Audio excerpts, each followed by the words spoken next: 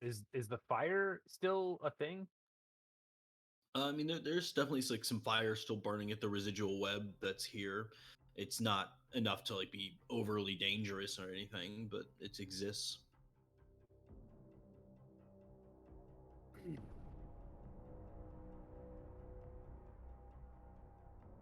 Does it look like there's any way out other than the way we came in? Roll a perception check. Do you have dark vision? Yeah. Not a good start, gentlemen. It's really low. It's 5. 5. From where you are now, you can see that you don't see any way out. Even the staircase that led you in here is no longer accessible due to the fact that well, first of all, you kind of had to hop down into this webbing, and now you are Mm. even lower in the webbing due to some of it burning away.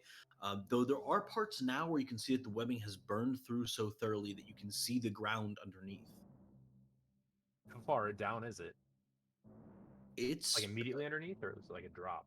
it's a good ways, but I mean it's webbing all the way through, so you could definitely like, climb and crawl your way Mm. down into like the lower pieces here. Some of the spider webs are obviously like grown and I guess grown, but placed in a way to almost be like uh, a slide that kind of continues down. So there is this sort of quasi natural progression that you assume that the Snyder used itself to move up and down.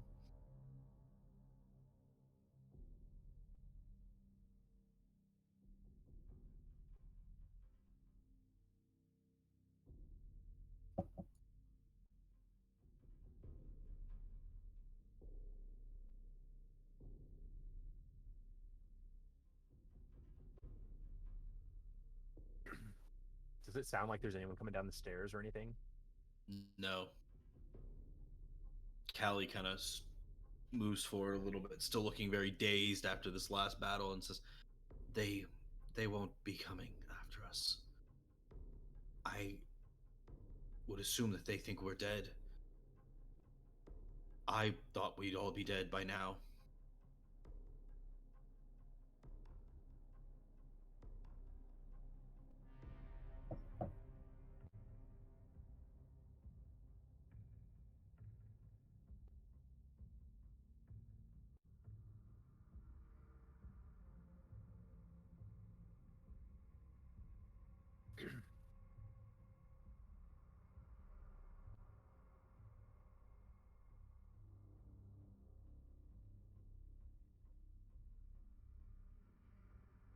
Mm-hmm.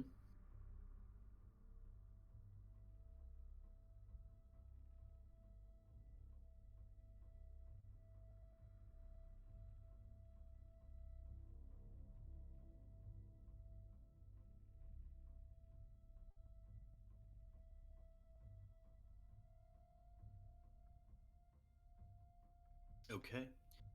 Uh, Moving over into the corner, the green gem seems to glow, and as you move it around your hands, it's odd. It has this almost pulsing effect as you rotate it. You see like certain parts shine brighter than others, and it gives it this almost living feel. If you rotate in the right way, it almost feels like a heartbeat. This green light sort of woof, woof, woof, woof. And then when you hold it still, you're not able to discern that any one side is brighter than any other. It almost makes you believe that there's something inside it that's gyrating, rotating as you rotate the crystal itself, or perhaps what's inside of it is, and sort of began focusing on it more directly. You first try with a number of tools, and your sort of more natural instinct is to go from a mechanical standpoint.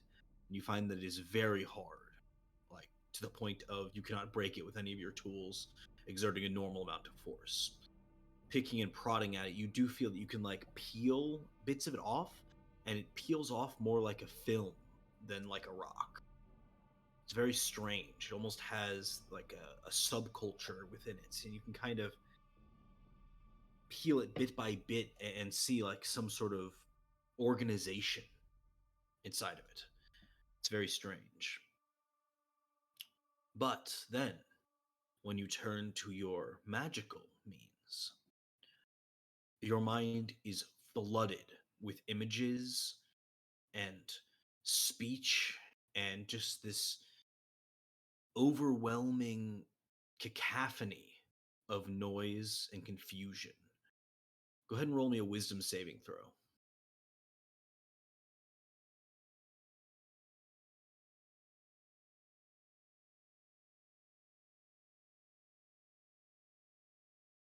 9. You're staring at this and your hands begin shaking as you start hearing these things, seeing these things, looking around. You start seeing images of shrouded figures standing over you, pieces of machinery being clicked into place one by one. You start to smell this acrid smell out of nowhere. You look around thinking you might be from the fire of the web, but you don't see any web any longer.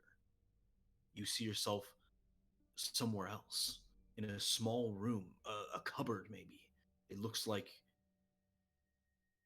you don't know. You don't know what it looks like. It's not anything you've seen since coming down here. There are panelings on the walls, but as you try and look closer at them, your head starts killing you. Then looking away, you reopen your eyes and you see yourself back in this factory setting. Once again, hearing machinery, things being put into place, different machines operating all around you. You feel somewhat comfortable, but you don't feel like yourself. It's this odd out of body experience, and then you're back to you. You're back to Ilyana, and then your eyes open, and you are Dr. Siegfried, and you are back with your friends, confused, scared, and the rest of you just, as you look over, see Dr. Siegfried where Ilyana once was, sort of half floating in her clothing that is a little bit too large for him, and screaming. Did uh, did did they just disappear and get replaced, or did we see? You can roll a perception check, see if you were watching at the time. I'm always watching. Perception is going to be an 18. Okay.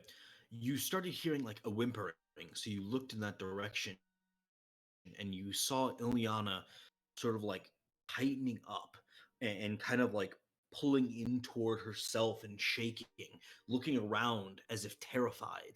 And then you started to see her figure morph, pieces of her shifting and changing. She kind of like ducked her hands into, or her head into her hands, and then shook and looked up and started screaming as Dr. Siegfried. There was definitely some sort of morph that happened, like a physical change to them.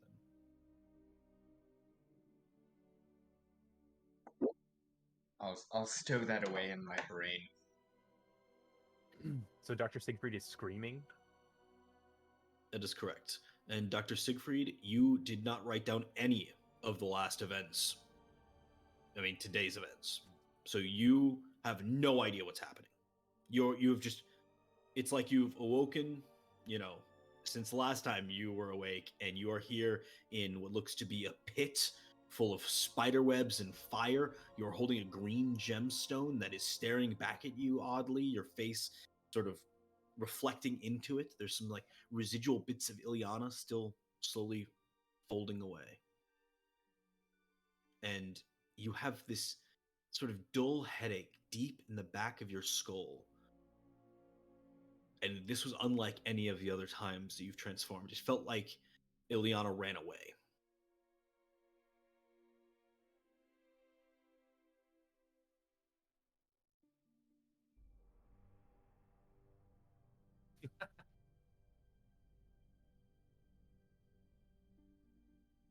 If they did not think us dead before, I like look up the stairs to see if there's any reaction. They probably do now. We should leave. Yes, perhaps Dr. Siegfried could show us the way, considering he just found his way down here.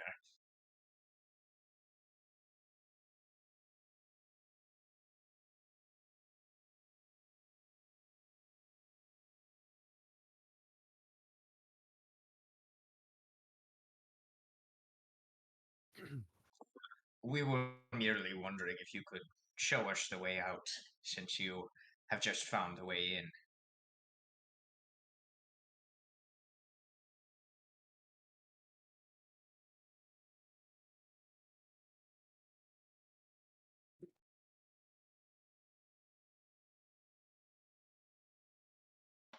How is it possible you don't know where you are?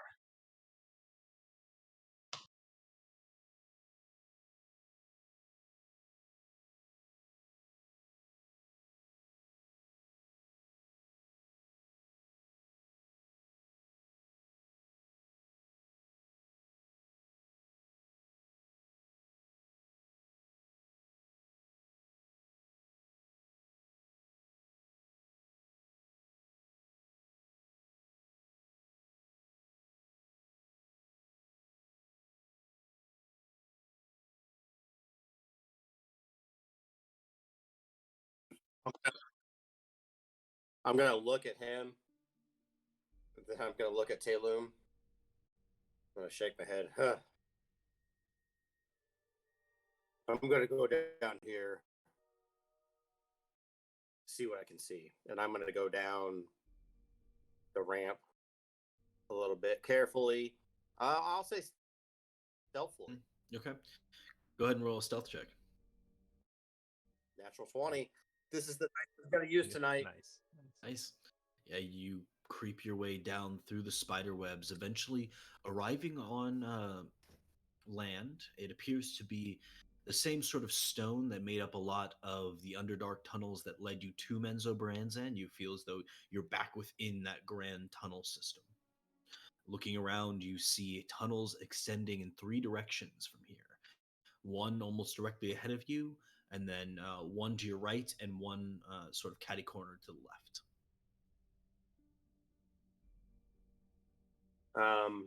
Are these all dark? Yep.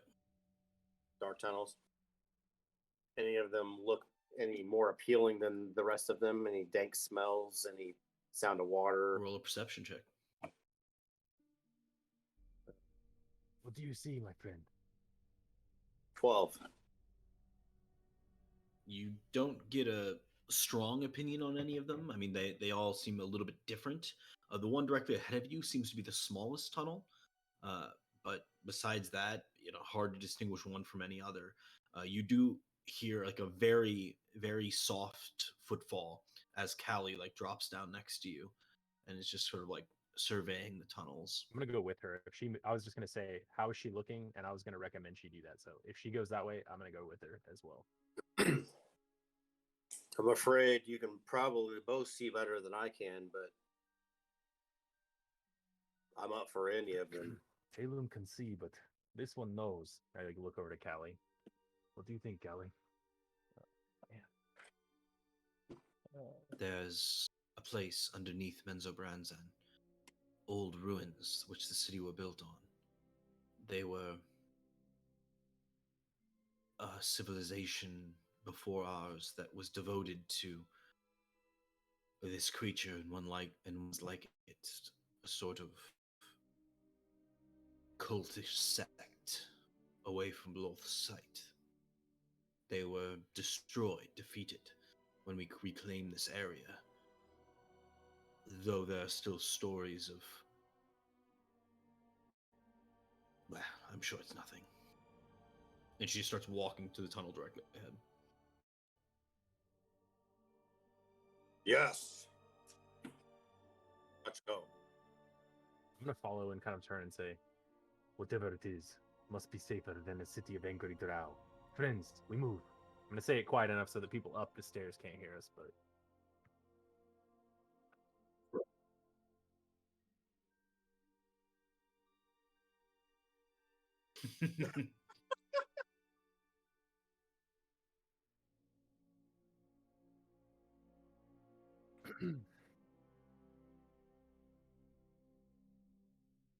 Nice. cool. I will also follow behind them. Okay. What was our out of character? What was our the plan that we had agreed to do? Like, I know we had encountered that mechanic kind of trap setting guy, and we had made some kind of bargain with him, right?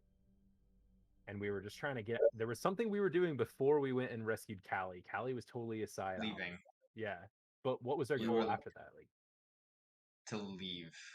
We went there to get the dragon egg, and then we traded the dragon egg for knowledge from the guy in exchange for us leaving. But then instead of leaving, we went to find the drow. okay, but Yes, you guys he got also- something out of it, right? Okay. go He ahead, also Luke. gave you like the tools to make another one, though he doesn't know how to cast a spell. Okay, I couldn't remember exactly what side we sort of picked. It sounds like we didn't pick really a side at all. We kind of left that dude live and let live, and then we went to find Callie, gained some Yeah. knowledge that you guys have capabilities to use, but something Taylor has no idea, I think. Right. Mhm.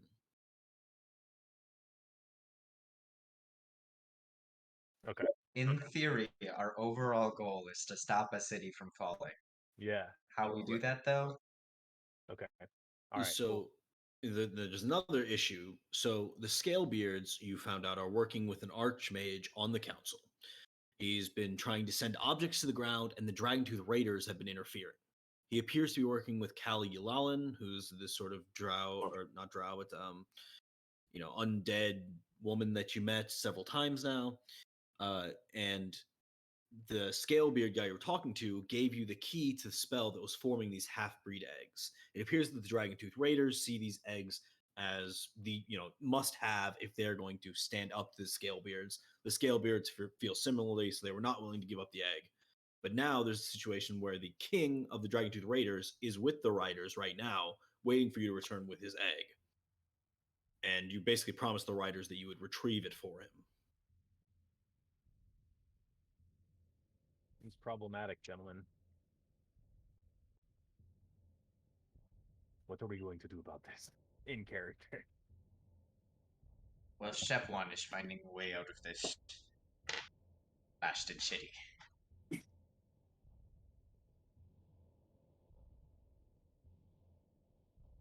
What is the saying? Out of the fire into the furnace, the frying pan, into the belly of the volcano. Will we be better off if we leave? Galen does not know. I say we hightail it to the wilderness. We know our way. I kind of look to Callie and Goal.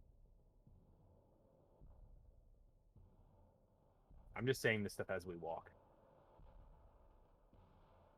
Okay. Moving forward, go ahead and roll me a perception check.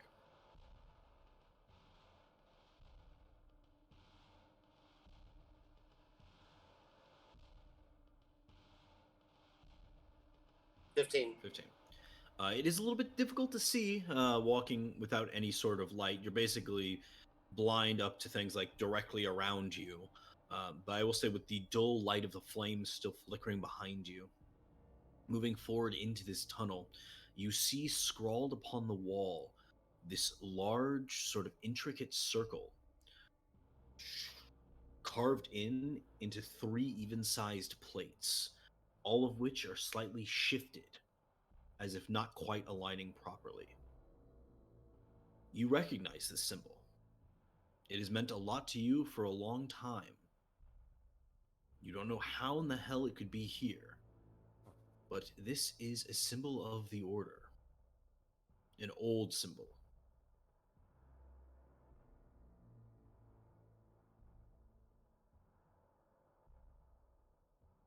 You're muted. You made it.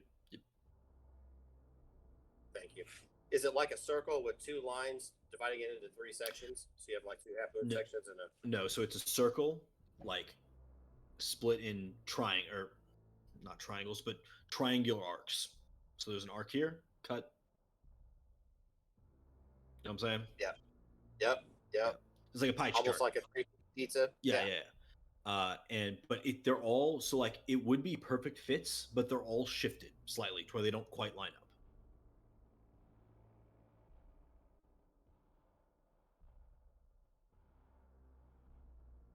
I'm gonna stop and walk right up and examine it. How is it physically? Is it like about that big, or is it like gigantic? It's much larger than that. It's like this big. Okay. Yeah, I'm gonna examine it. Okay. Even touch it to see if the pieces if they're askew because they're loose or what. I'm going to be very flabbergasted as to why it's here. The pieces move as if on a well-oiled surface, which is remarkable considering their Could be location. trap. Could be a trap. Be careful. You seem to recognize this symbol, Goal. This is a symbol of my order. The Order of the Dark Moon. Or something close. It is very confusing as to why it is able to be moved like this. And this is kind of recessed into the wall. Yep. Okay. Are there any other ways around it, or like other tunnels, or is it basically like a dead end? Yeah, the tunnel keeps going past this. It's just on the wall here. Oh, so it's on the wall. Gotcha. Mm-hmm. I'm gonna take a knee facing the direction we were going, just to keep watch. Okay.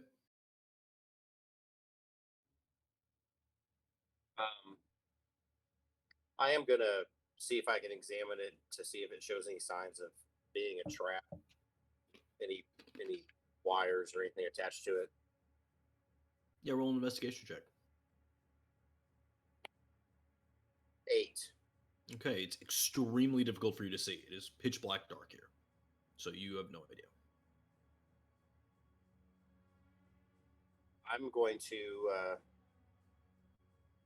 try to push the plates to where they're supposed to be, in my opinion. Okay.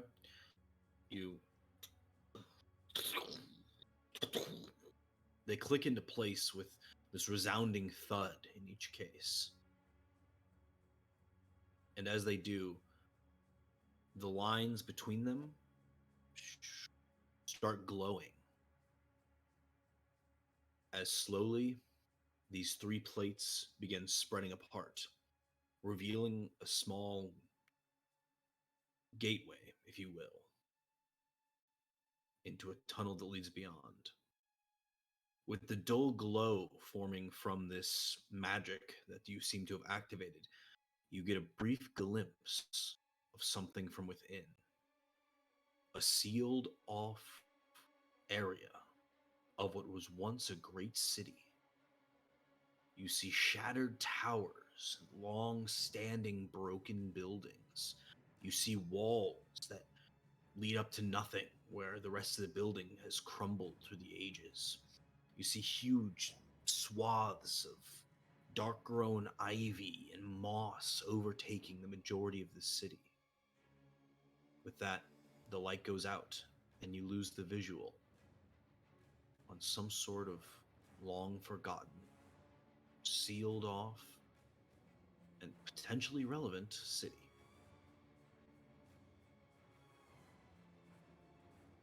But nothing that looks familiar to me.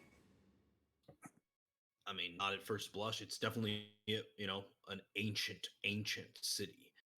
You didn't get a very good look, so you didn't see any like iconography or anything. But I will say, just gauged by like the smell of the area, you can tell that what you just did probably hasn't happened in a long time.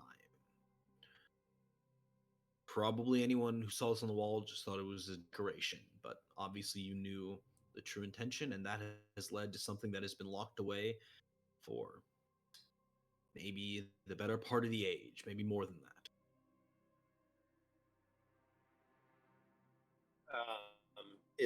Am I still able to, if I wanted to reach into it, even though it's dark, would I be able to?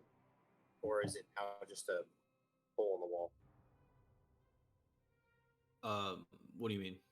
Well, it looked like I could actually go into it or reach into it. Is it still that just dark, or is it just now like a wall? No, yeah, you just walk right in, but it's just pitch black dark, so you can't see anything. I'm going to light a torch and try to do that. Okay. Immediately upon lighting a torch, you see your first step kicks up about an inch or so of dust that's just accumulated here. And you start getting this smell of this sort of dank mildew that comes from age. And looking around, it's like every step breathes new air into a place where it has been stagnant for so long, it's hard to even believe. You literally feel yourself like blowing out air that is like breaking buildings. You see like things like cracking in the presence of you due to their extreme age.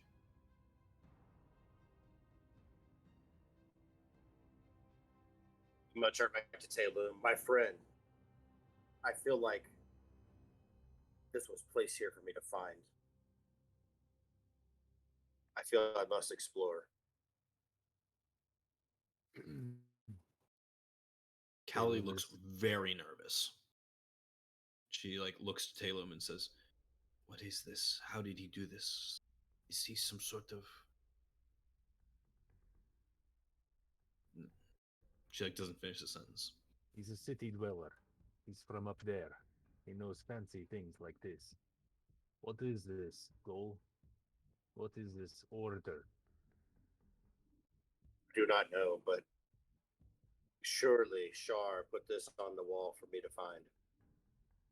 It's no coincidence.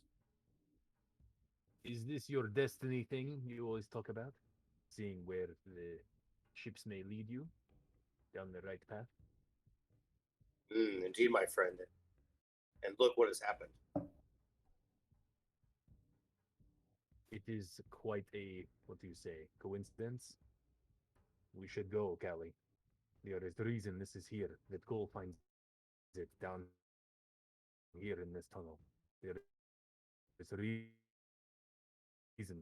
he came with me to find you and was led to this. Who The is Shar? goddess of my worship. She's associated with this? These people who are here? I do not know. I don't know where this is, but I feel like this was laid out for me. I must explore, at least for a moment. I didn't take you for a religious man.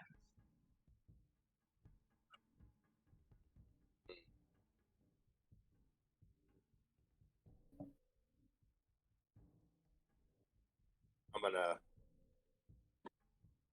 hear that, but I'm gonna start turning and walking in further. Okay. I'm very captivated. You start I'll go walking with in. them. You start walking into this um, small collection of buildings. It's clear to you that this was not a portion of the main city for whatever these people had here, probably. It looks like a sort of almost small section that's put away from the city, perhaps in reverence. It seems like maybe a place of worship or some sort of park or something like that. It has that weird feeling of being away while still being a part of something. And as you step down this old cobblestone path, each step you take seems to invigorate you. You can't help but feel this immense sensation here. And at first you think it's a sensation of thrill, of excitement, of finding this place. But then it slowly dawns on you that your thrill that you're feeling is at the loss that was experienced here. The darkness having overtaken this area for so long. The people who presumably either died here or sealed it off, knowing that they would never see it again. Who knows what they must have lost here, left behind. And with that, you take every step a little bit quicker than the previous, wandering into the ancient ruins here. So this place is like vast, right? Like it kind of goes like it's big, right? Or what? It's big, but not like as big as like Menzo Brand's End was. So Okay. it's like maybe 15 buildings, 30 buildings, somewhere in that range. It's hard to say with the Okay. destruction. Do I see signs of like bodies, graves, bones? Roll a perception check. What happened to your goal? 9. 9. You do not see anything like that, though you are quickly coming upon what looks to be a sort of central building that's still mostly intact here in the center of town. And it's made of 4 large pillars, each of which showing cracks and weathering, but still holding, which leads to a singular sort of triangular roof just peeks over the top of this needlessly large building. Perhaps a monument of some kind. If there's a way in, if it's just, is it just the pillars and the roof? Yeah, it's open. Almost like a shelter type of thing. Exactly. A Roman. Yeah, Roman? I'll walk Yeah, to kind of. I'll walk into the platform and towards the. Okay. Moving in, you move past the original like first pillars here, and this sensation of loss just overtakes you as you look around and you see fraying books and shattered glassware, what must have been pitchers and fine china long ago, broken, tattered. And then you see in the central of this area the same symbol, this one intact, with a slight crack in its center, showing it as some sort of hatch leading down. It's on the And ground. there's an inscription underneath of it that reads, "Those who die under the dark moon do not die forever."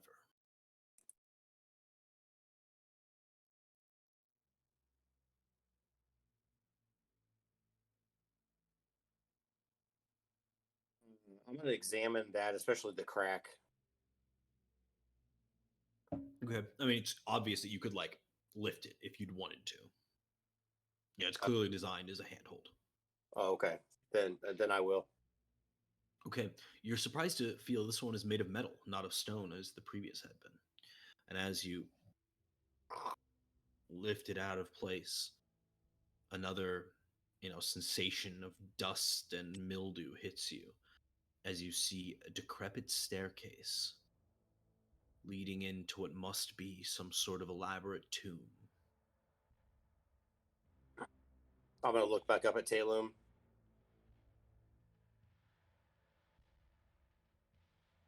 Talum's ears are like up, and his like pupils are like open.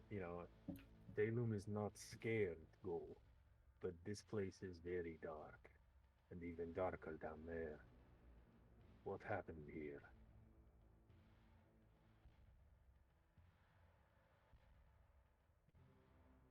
I'm overtaken with the feeling of grief and loss. But I feel like I would regret it if I don't explore further. I'm being selfish, Talum grins.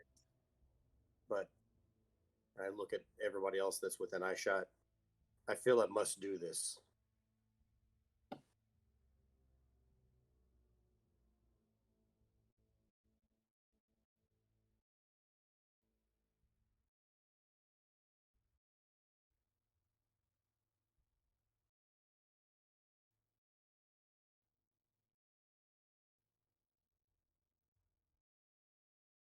Is that chopping up on you anybody on else there. or just me?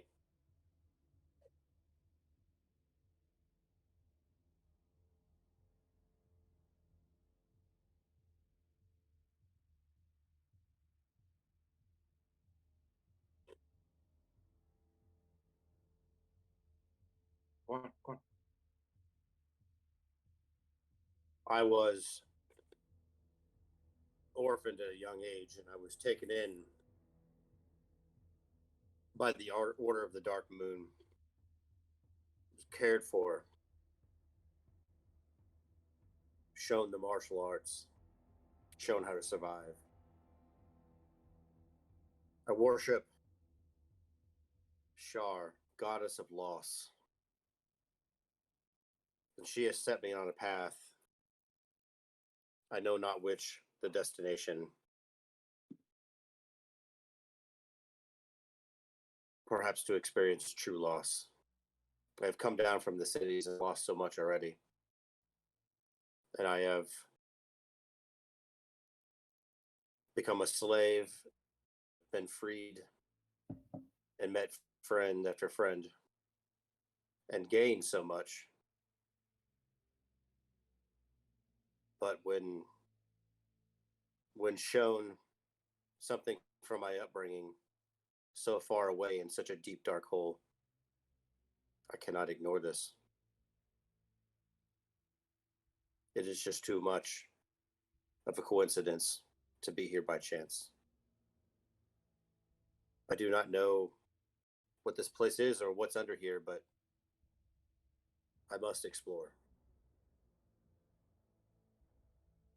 I do not ask that any of you come with me, but I have to check this out.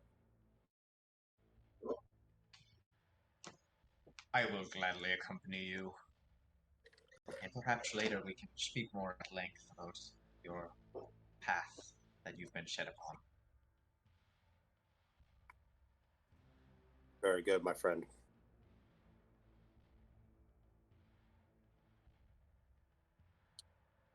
I'll give everybody else a quick glance and nod, and then I'm going to turn and head in with my torch down the steps. As will I. I don't have a torch though.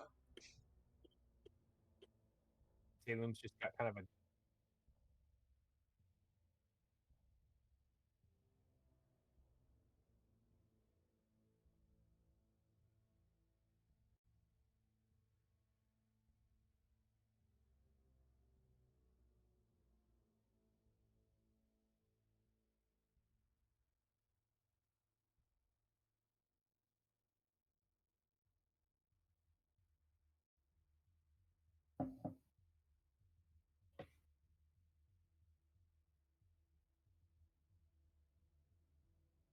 Callie is taken like several steps away, like no intention of going down there. if you were half the person that Ileana was, you would come down. Look at his eyes. They are the same eyes that I had when I looked for Callie and I needed your help. All of you came, and we succeeded. What down there could be worse than what we have faced already? You know what Talon says, and I'd like look at Goal like I'm ready to go. Oh, I for sure don't have all the answers, Dr. Fried.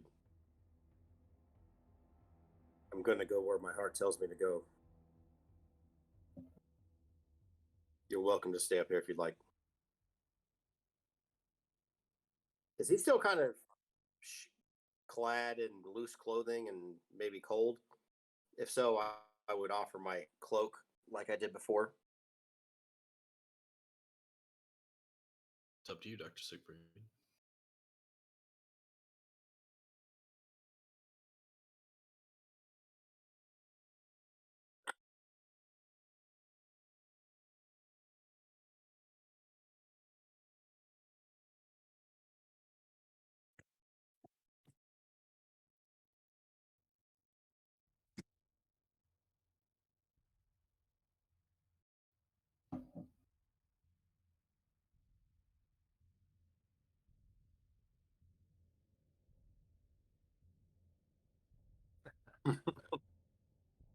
Got him. What of you, Callie's- Al? Do you fear the dark? What are you coming with?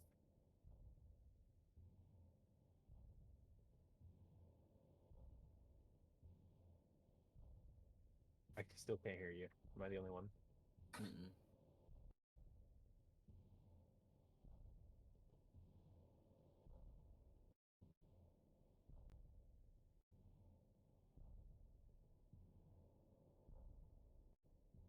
Says There's a your little, says your headset's not on. yeah, there's a little icon that shows you're muted.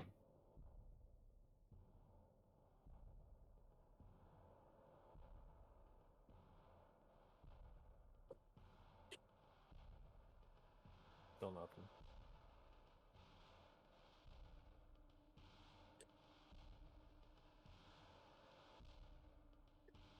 What was Callie doing? Callie will reluctantly step in as well if all of you are. Clearly not happy with the situation.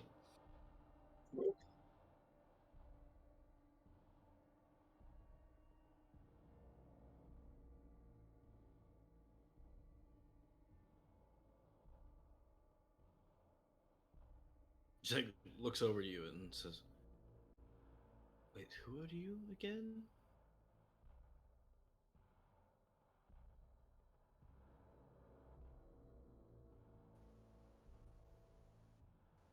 Oh,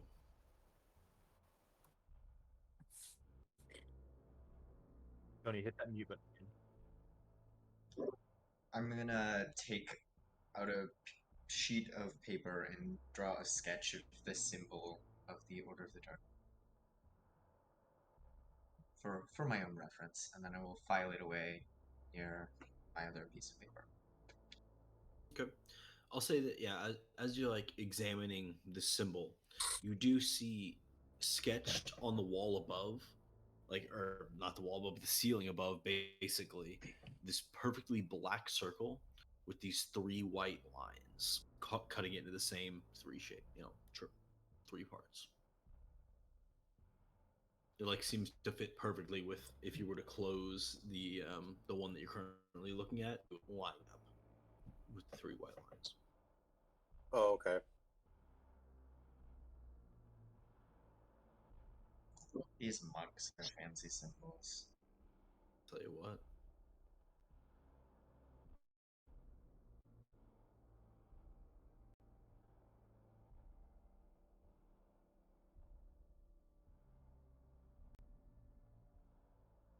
Um, how long do the stairs go? Moving down, they do not go very far. Quickly, you start moving past a number of what look to be like elevated caskets. It's this really weird experience. It's like they were afraid to put the caskets directly on the ground, so they're all elevated by just a few feet off the ground. Like maybe they were afraid this place would be flooded or something like that.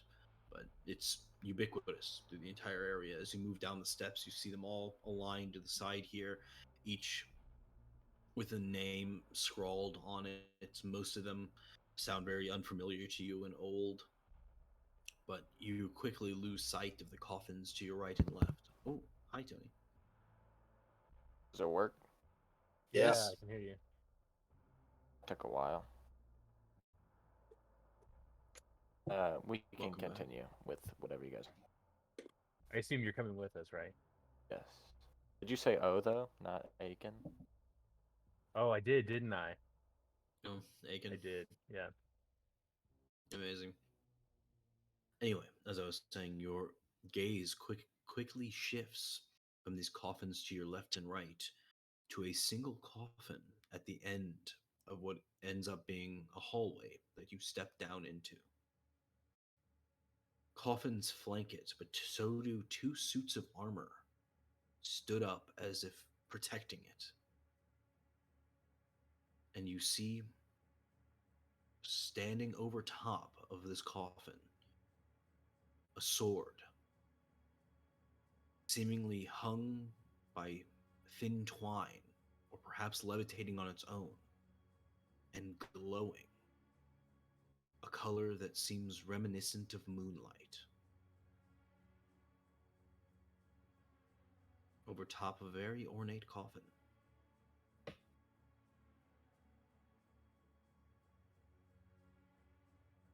A glorious weapon. Oh.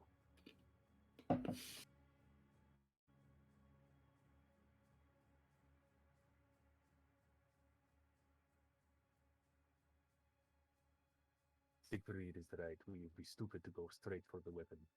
Check it. I'm gonna walk up to the sword and what kind of sword is it?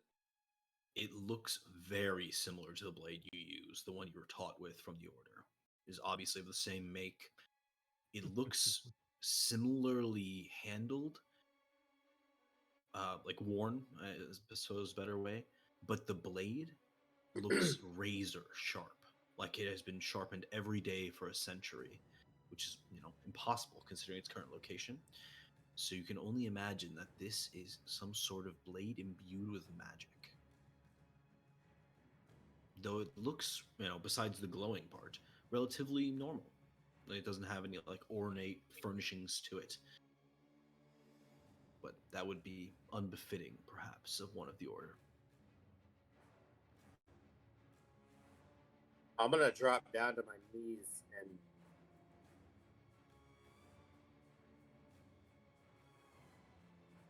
meditate on this for a second. Okay. Maybe pray to Shar.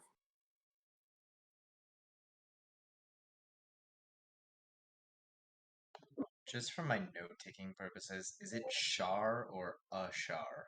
Shar. Shar. Thank you.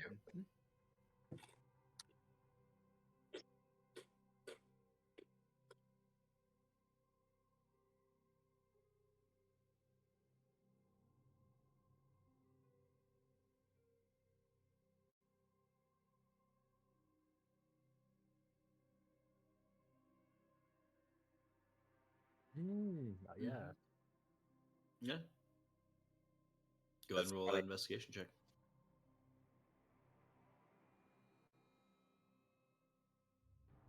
Yeah, dude. I was like, whoa, look at this. Look at those boobs, dude. Yeah.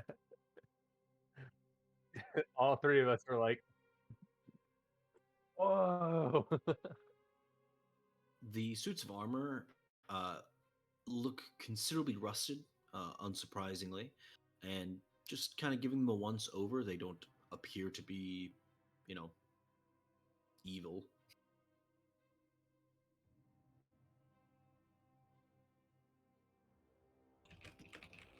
So I'm going to, in my head, not out loud, I'm going to say, Shar, you have sent me here, and I have found a way. Give me the strength and the ability to wield the sword that you offer, if you deem it so. And I'm gonna stand up, and I'm gonna take off my sword that I have, and I'm gonna lean it against the wall, or actually set it on the ground so it doesn't just slip and fall. And I am going to examine closer with the sword. How is it hung? You said maybe by string, or is it actually floating when I get really close to it? It appears to be floating of its own fruition. There we go. Then I'm going to reach up, and I'm going to. Is it set up where the blade is, the edge is down or up? Hilt down. Or so it's like the point is going straight up. Yep. Okay, then I'm going to attempt to put one hand on the handle and one hand flat on the blade, and I'm going to attempt to wield it. Go on, you're fine. Okay. Your hand closes around the hilt of the blade.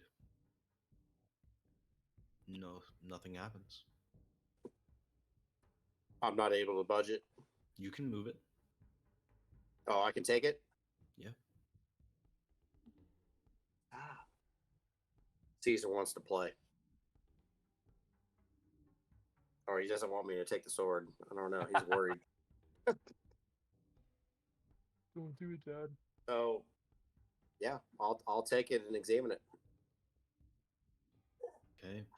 Lifting it, you can now look down at the coffin below, and you see that it is scrawled with a name, Arnik Shamaris. And then it says underneath, founder of the Order of the Dark Moon, faithful to his last. Wow.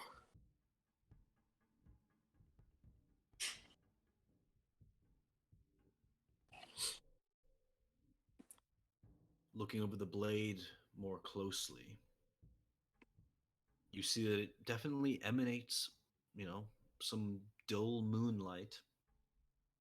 Seems very particular. The sort of color reminds you of being in Jakim, where you can actually see the moon. A lot more difficult here on the ground sometimes. Holding it up and flipping it from one side to another, you see some runes carved into the side of it. Just a short string near the hilt. And they are written in Elvish. And I speak. I believe I read Elvish too. Okay. Looking over, it appears to be a name for this blade. And it simply reads Moonlight. It's so cool.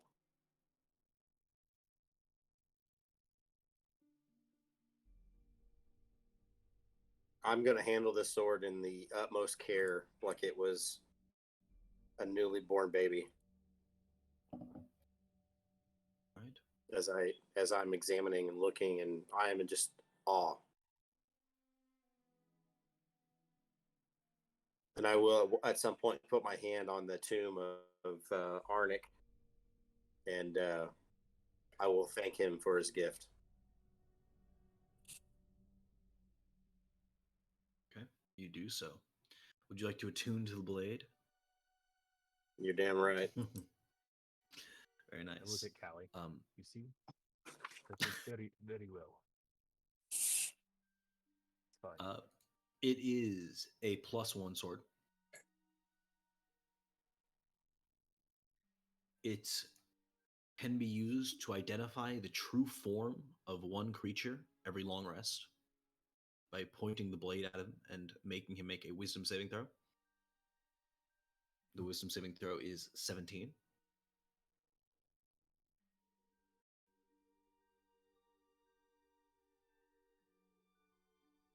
It sheds dull light in a 10-foot radius.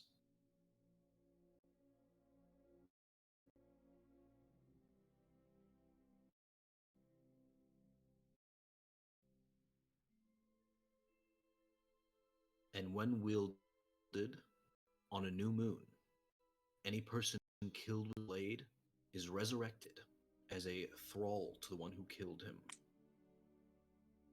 You said on a full moon? New moon. New moon. So when there's no moon in the sky, right? Right. Well, technically there are 3 moons. So a new moon in this world means the other 2 moons are invisible, and just the single dark moon is visible. Remember? So there are 2 moons, and then there's the dark moon, which is the 3rd moon. I've explained this so many times. I know, yeah. The 3rd moon, you can't see it, but you can see like stars Silhouette. disappear behind it. That's cool. I don't understand what a thrall is. Basically, a servant of me. Yes. Oh, get slaying. Gotta grow that army. He does not like that you could be a dark lord of the dark moon. Dan, what's up with you finding all these awesome swords in every campaign? I don't know, but I like it. Me too. That's awesome. So you said I can ID the true form of a creature.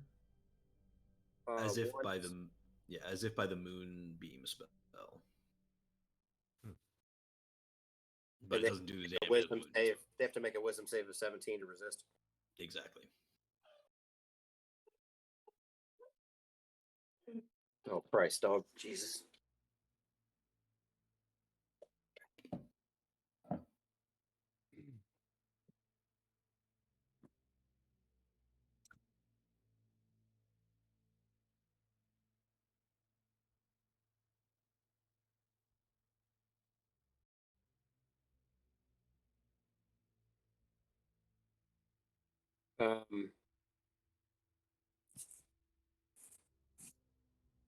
I'm gonna leave my original sword in reverence to Arnick. Does the does does Moonlight have a sheath, or is it just Nope. the sword? I mean, it may in the coffin, but I assume you don't desecrate the body of this man. No. I'm gonna see if my sheath will work. Fits like a glove. Then that's what I will use, and I will leave the sword on top of the coffin. My original sword. All right. As you do, you sort of like turn over your shoulder and look back over the party and the coffins surrounding them. And now you see that all of the coffins are turned slightly as if to face this central coffin. And the realization hits you that these must have been the many, many, many thralls of Arnick.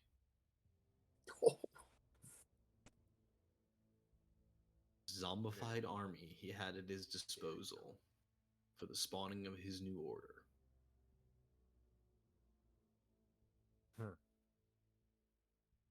Nice. I will.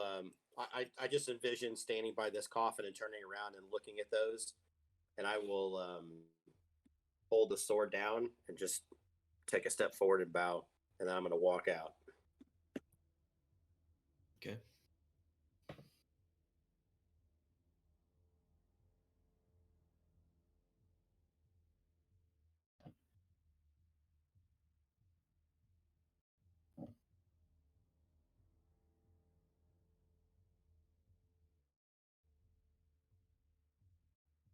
Garrett's got the hiccups again.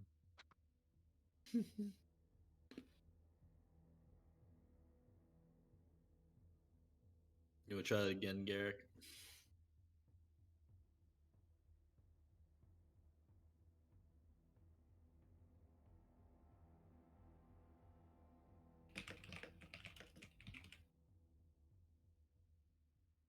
It's a fair trade.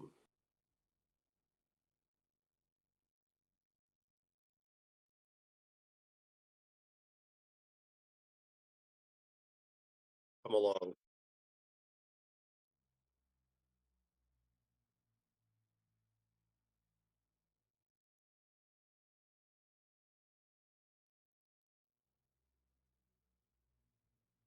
Let it be, Dr. Siegfried. Trust me.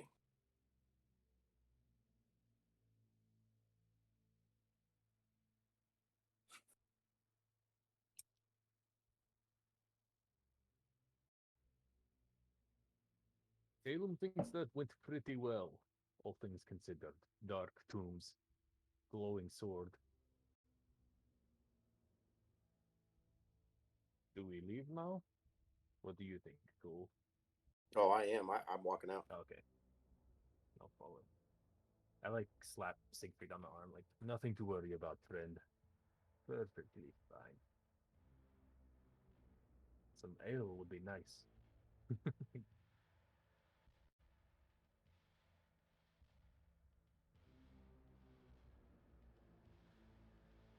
Do you have the like? Oh my god! I just like I hit him on the arm again, and I'm gonna take it, and I'll just take it and nurse it and drink out of it. Okay. You're able to.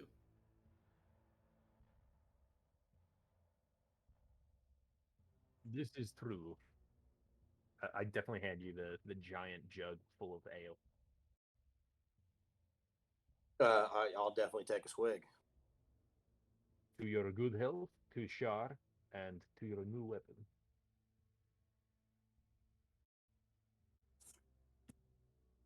Yeah, Goal, you take a long sip of ale, but the joy of it doesn't really reach you as you're overwhelmed with the joy that is the truest expression of loss you've ever imagined, which is taking someone's own liberty from them and resurrecting them as a zombie to follow you around and do whatever the hell you want. And you think, oh shit, maybe I don't want that bad of loss.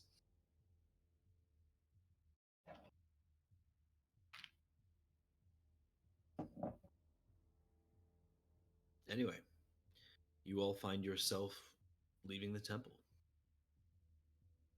The central area within Sorry, quick question. +1 sword is +1 to hit.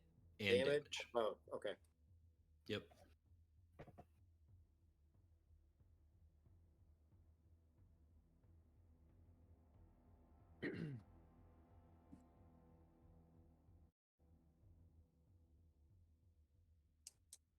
You leave the burial chamber here. You find yourself in the surrounding ruins once more. Is there anything else you guys want to investigate here in the ruins, or would you like to continue on? I wanted to just take one brief look around. No, I know Gold didn't really see a whole lot when he Mhm. perceived. Roll a Might perception check. see if I can see any bodies or like. Not one. Okay. Go ahead, Dr. Siegfried. Caleb gets a bunch of dust in his eyes, Yeah. and he can't Like- see for the duration. Cobwebs. Like. God.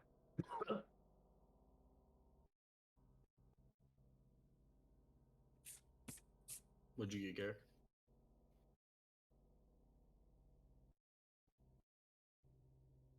The world may never know. I think he said an 8. 8? Mm, I think he said 8. Ah, there we Okay. go. Yeah, there it is. There it is. All right, 8. Looking around, nothing else really catches your attention. I mean, there are a bunch of old, decrepit buildings. That's about it.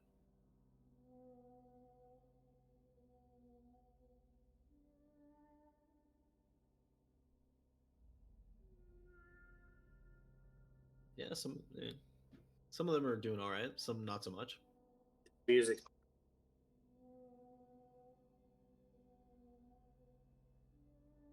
That's true. Yeah, I'm gonna do the same thing. I'm gonna take a wide berth and look for anything of consequence, maybe opposite of the directions that the others go. Okay. Roll a perception check. God damn it! That's the second time I've accidentally rolled. 17. 17. Looking around, there are a number of buildings that sort of spark your interest, as they're obviously, having something to do with the order, and you do see a lot of like architecture to that effect, things that seem to be emblematic of the same symbol that you've been seeing around. Um, but nothing in particular catches your eye, just, interesting tidbits here and there. Okay. I'm gonna swing back around, and I need to take a quick timeout. I'll be back. All right.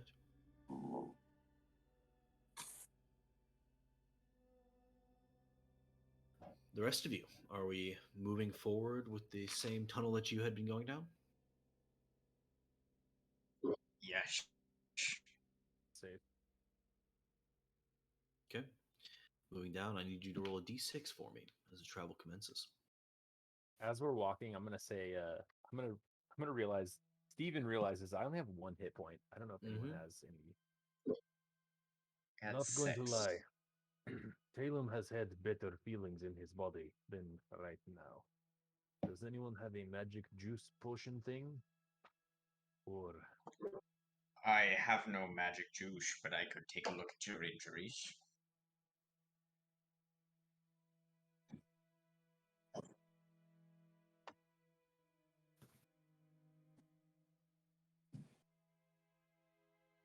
great. That would be Are great, I think. Is anyone else here wounded? I think Callie I'm was not. right. Callie is extremely wounded. I Oh will my say, God. if you guys don't want to blow, healing potions and things, Oh, yeah, this does hit seem dice, like a right? good. Well, there's hit dice, or this seems like a place you could take a long rest. Okay. You can Um, seal the end of this area, and I mean, no one's been in here for 1,000 years. You don't think they're going to start today? Long Yeah. rest sounds Right. Okay. Yeah, that's not a bad idea. Especially if we don't think the drow will pursue us down in here. That'd be fine. Callie seems to think they will not. All right. Yeah, I think that's the safe bet. I mean, I have 1 hit point. Callie probably has 1 hit point. Yep. Sounds good. So you guys settle in for a rest? Yeah, I think so. Unless there's any objections.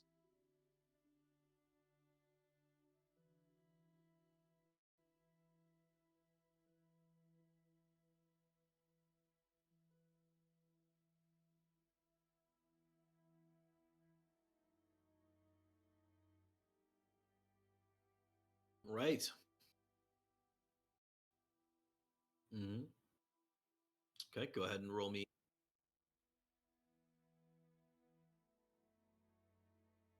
Roll me a tinkering check.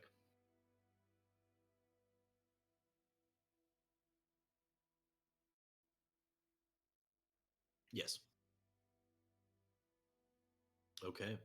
You start like etching out the main portion of this, at least the barrel of this firearm, and then you get it like in position, and you sort of line it up before you add any of like the peripherals, just to like test it out, and the flame shoots through it and it kicks you back a good ways. Um, Feels like it's on the way. You know, one more good session, you could probably get it done. If you don't want to rest, you could probably finish it.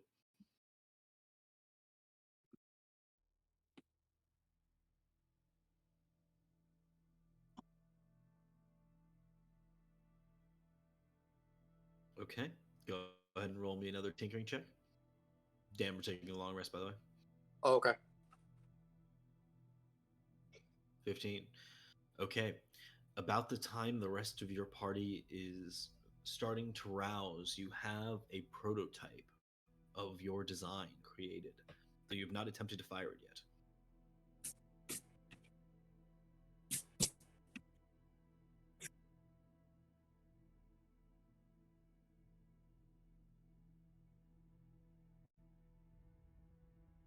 He like feigns like wiping sweat off his brow.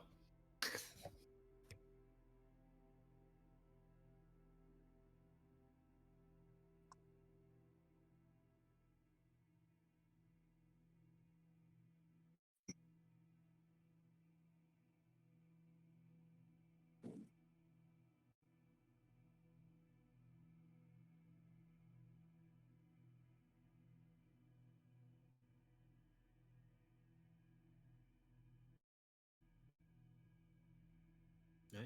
You all wake up.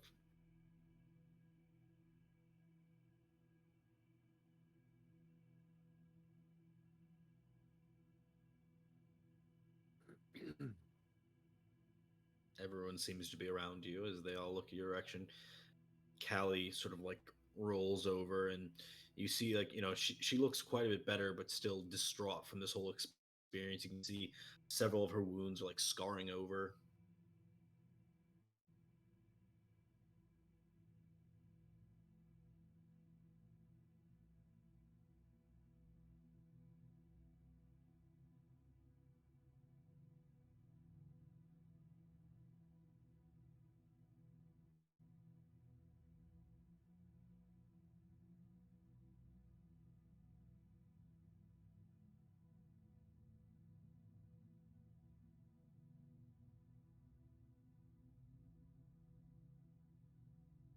And you're the one who didn't want to come save me? No, thank you.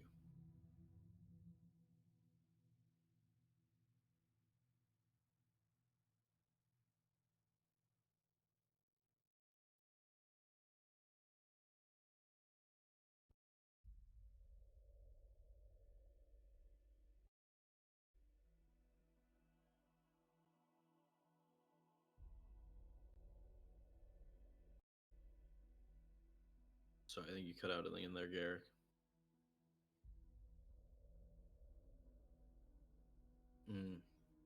Right. She's like shakes her head and walks away from you, seemingly uninterested in your medical attention.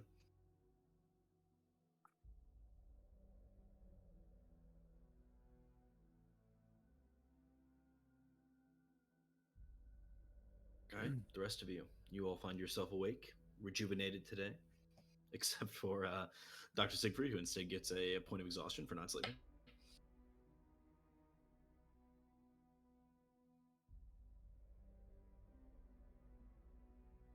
What would the rest of you like to do this morning? Where do we camp out at? In the ruins. Okay. I will approach Goal, sit down next to him, just sort of awkwardly sit there in silence for a second. Okay. Good morning, Goal, I finally say. Father T. Yesterday, before you took the shore, I... forgive me for asking this. Was that praying?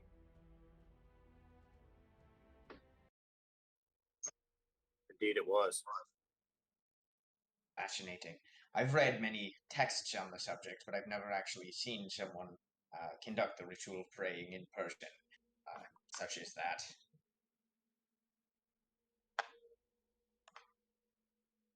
Well, that was as appropriate time as... You understand the concept of praying? Oh, I'm familiar with it as a theory. Um, just never physically seen the act performed. Does your god answer you?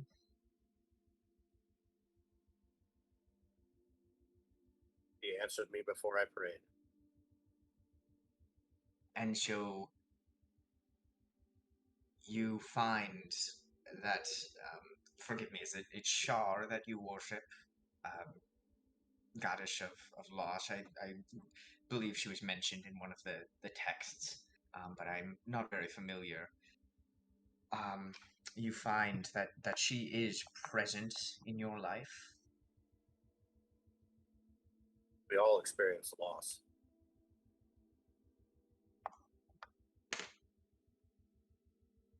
It's how we deal with it. I'm sorry, I missed that. I glitched. So we all experience loss. It's how we deal with it that makes us stronger. And in my case, strengthens my bond with Shar. Right. Obviously, we all experience forms of loss, but specifically, do you find that the goddess which you worship makes herself present in your daily doings? Do you feel a connection to her, even though nobody else has managed to communicate with the gods, eh, many years? That feeling comes and goes. I perceive that as her coming and going. No, I have not actually seen her. Interesting. I had just thought perhaps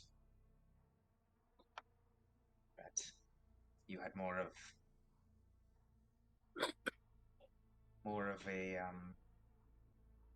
not connection, that's not the word I'm looking for, but you understand what I'm saying. It requires a certain amount of faith.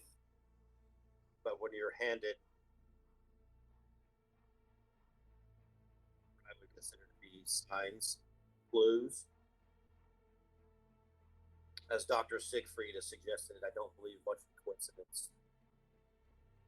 I allow life to take me where it does. I walk the path. You and I both walk paths, Gold.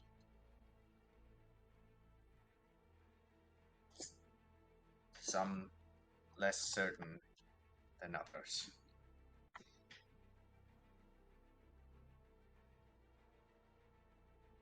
On that we agree, my friend. I'm going to start rolling up my bedroll and packing up.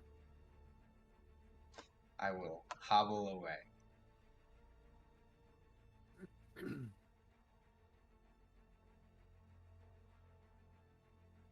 I'm gonna make my way to Aiken. Been quiet this whole game. I am at 5. How many are you at? Gonna look from his notebook. 5. Talum has 5 finishing blows, 5 kills under his belt. How many does Aiken have?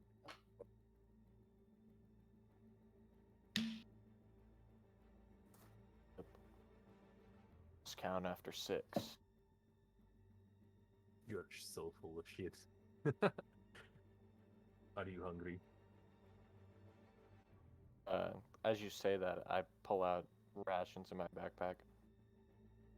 Good. You should eat. We should all eat before we go. Is anyone hungry? I have like some rations and 1 piece of that fruit left. We need to eat. At the mention of food, you see Callie's eyes like light up. Yeah, I like. I've seen you in rough shape before. Maybe not so this rough. You okay? No, I'm not okay. You will be. Take some food, and when we get out into the sunlight, you will feel good again. How What far? sort of- Go ahead. Go ahead. She like looks back and says, "What sort of god does your friend follow, who offers him magical blades and sunken tombs?" This could be a bit of a bias on my perspective, but the only religious relationship I've been in involved a lot of whipping and spiders.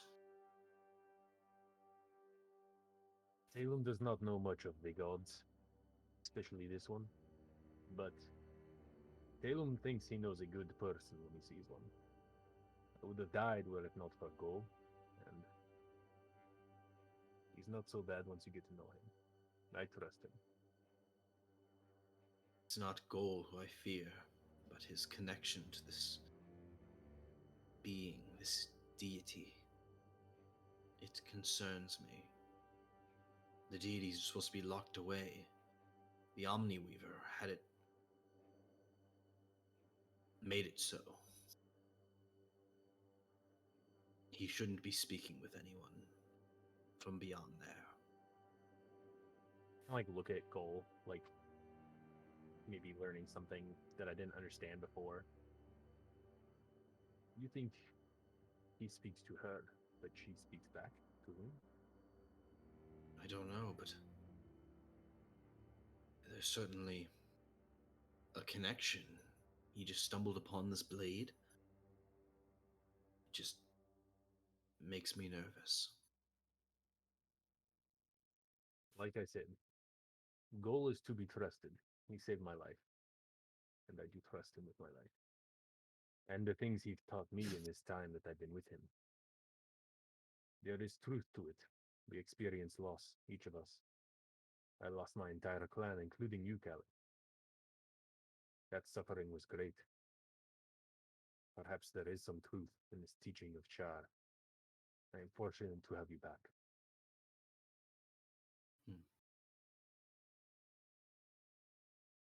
I'm very glad you came for me. Very glad indeed. It has been a very difficult few months since I last saw you. I'm sorry that I wasn't able to save our clan. It would have taken more than kobolds and drow to stop Talum when he knew you were alive. Hell itself would have to pull him under to stop him from reaching you. What happened to the day that our clan was gone? What happened up there in the tundra, in the snow? I never seen anything like it. It was a beautiful day. Calm even. We were hoping to hunt. When we left our encampment, it changed so quickly. I can't even describe it to you. There were members of our party who were blocks of ice within seconds. I tried to do what I can, but we ended up getting split up. I ran. I was able to find a cave not far from there, but by then the storm had gotten so bad so abruptly. I had to hunker down, and when I came out, well, I assumed you were dead as well. any others live? Or did you see them all die? I didn't see them all die, but I can't imagine any others lived. If they did, I don't know how. I met one like you, and she gestures to Aiken. He helped me. One like him? Yes. Underground? No, above ground. Aiken is good, too. He is to be trusted.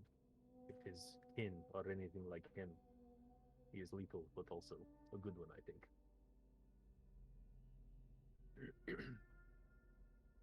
Either way, I'm glad to have you back, Callie, and I hope to never lose you again. Agreed.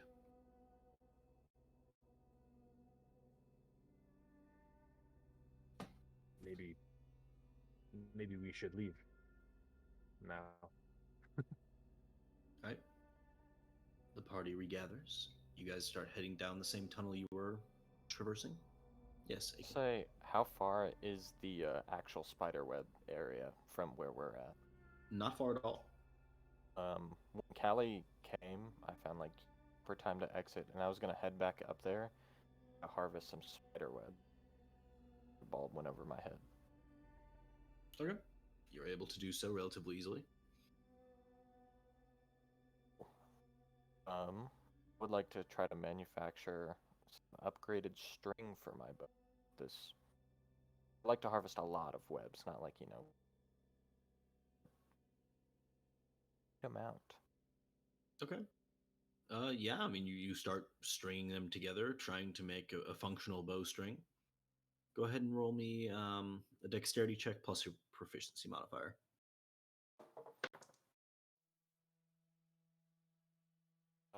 15. Okay. 15. You're able to make a number of functional bowstrings from the spiderweb. It's stretchy, but still stiff enough to give the rigidity necessary to fire arrows. Stow those away. All right, you're able to.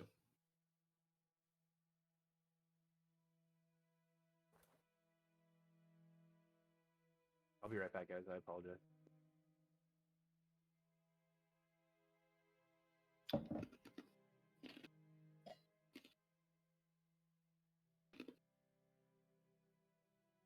Right.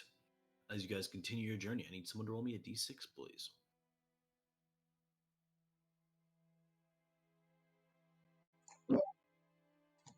Two. Fantastic. In that case, I'm going to use the restroom and I'll be right back.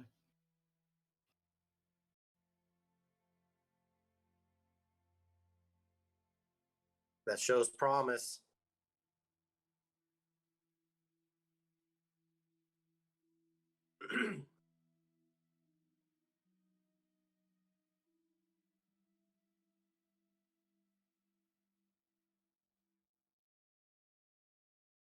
Did you see Will go into the light? He like opened that door and it was like nothing but light, and then he walked in and closed the door. It was like a movie. I think he did that on purpose. It was like Starman.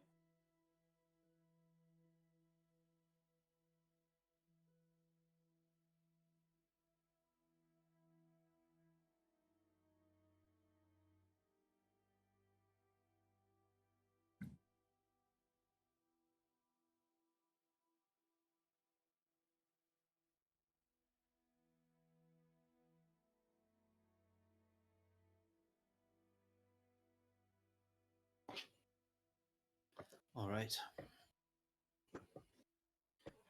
Suppose I should wait for the rest of our party to gather. You guys are traveling down these sort of dark and relatively unforgiving tunnels. Do you keep your sword at the ready here so there's some light for the party? Okay.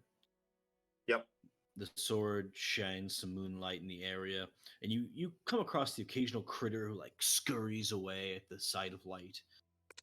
Clearly, most things living down here are used to the very, very dark.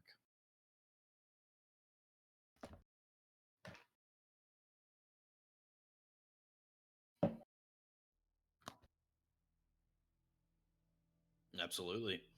You're like blinking away your exhaustion as you point your gun around. Always a good combination. We were discussing Will when he went out the door. There's a door in the back of that room, and it was like light. He like opened the door and was like, "Woo!" And then he stepped in and closed the door. So when he comes back, it's the same thing. Nice. I thought you meant in the game. No. Yeah, Just and like it's back literally, in there. Yeah. like the actor, of course, is the one that does this. He's got the perfect light right on his face. It's like how houses are lit from underneath. You drive by houses and they got lights on the yard that point up at. Right. If I do that, it's just gonna be like, that's perfect. There we go. I'm like totally blind now.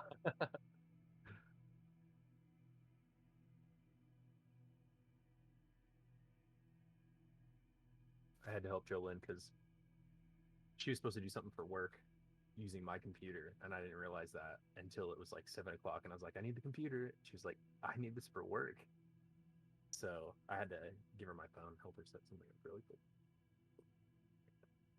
Well, maybe work should provide you with a computer then. Yeah, or they should have her watch these videos. They're like orientation videos. She should be on the clock, like getting paid to. You know what I mean? Like, kind of weird making her do it at home. I clock in when I do stuff like that, man. Yeah.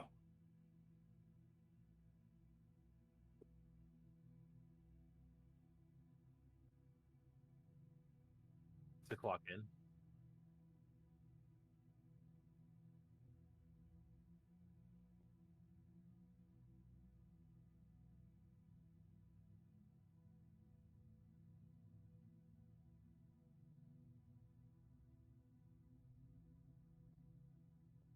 Well, I'm pretty sure that Jolyn is not a salaried employee. No. No, sir. She's still happy with that job? Dude, she loves it. That's good. She got to go to the zoo yesterday. That's pretty cool. Yeah. Yeah. Yeah. It's been good. It's been a good change overall. It's been real good.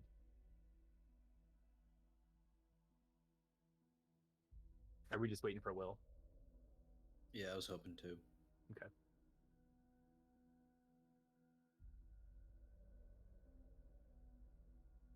Sure. Yeah. So what? The Sprangen? Sprangen?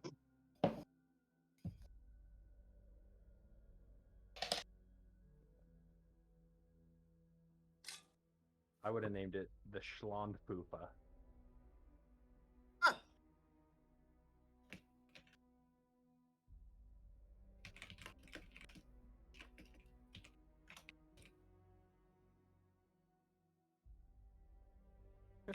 Sprangen.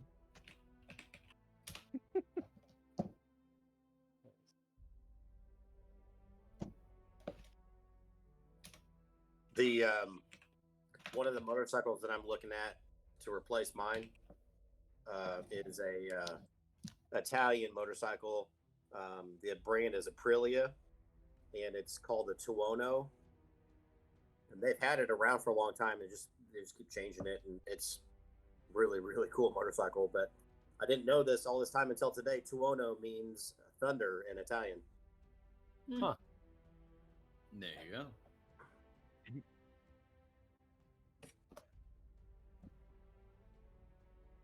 Nice. What else do you need to know?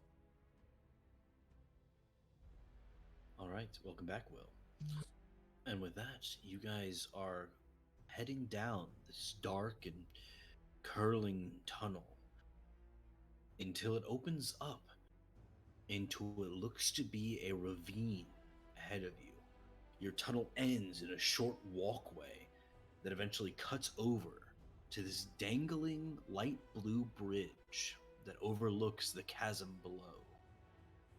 The bridge itself seems to be made of some sort of foreign material to you. As you all like shimmy over toward it, you touch it,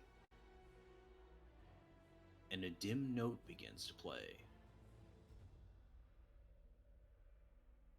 Then it goes away.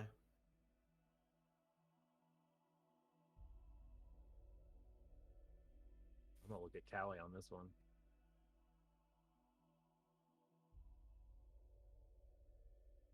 I'm not sure.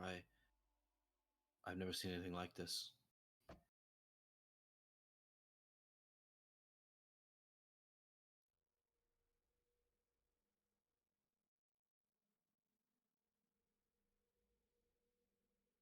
You touched again? Listening, it sounds like a B. Center B, yeah.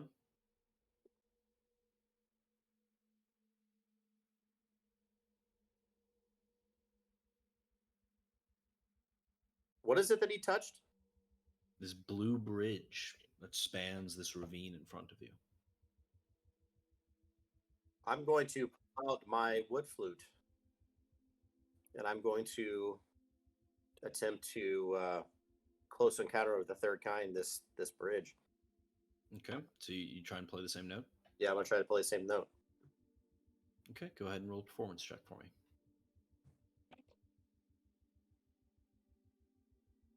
Um, 3 plus whatever my performance is 0, so that's a 3. Okay. As you play a note, you hear from about halfway down the bridge, like a bunch of notes being played in series.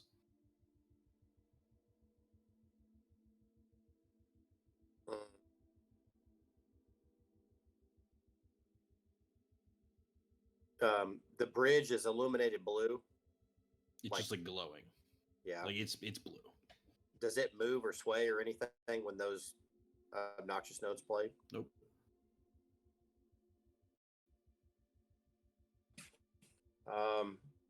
I'm going to attempt to play the original B again. Okay. Roll a performance check. A little slower, a little smoother. Slow is smooth and smooth is fast. 11. Okay. 11. You think that you make about the same sound.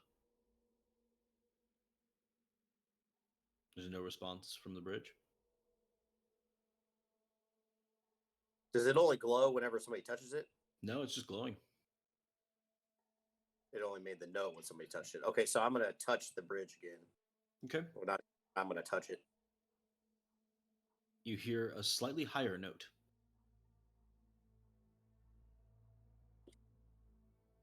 Like a B sharp or a C? Like a C. Sorry.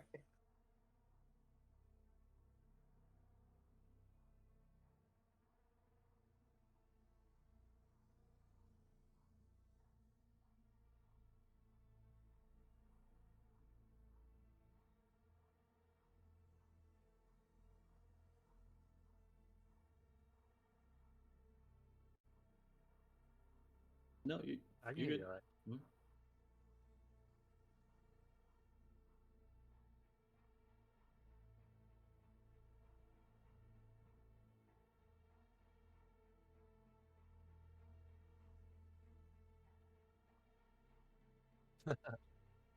Okay.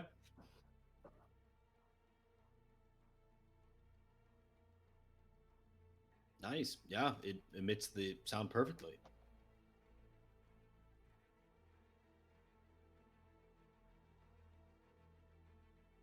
I'm going to look at him somewhat disgusted that he was able to just whip that up and play it right.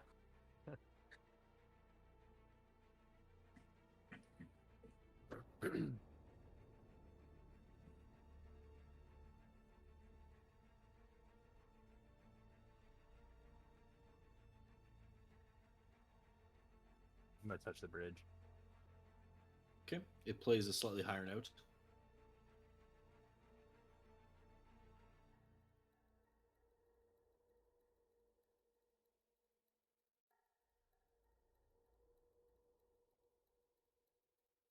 How high, like, how much higher is it? Like a large margin, or is it like a... Just sounds like, maybe a D.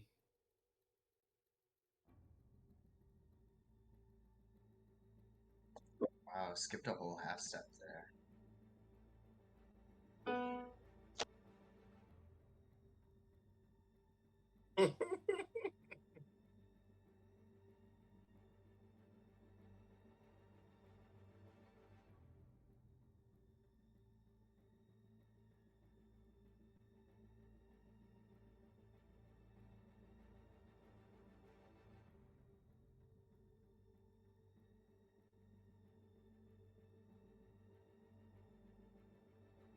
Okay. I like quickly touch it. Okay. It plays a note. Sounds like a little bit lower maybe this time.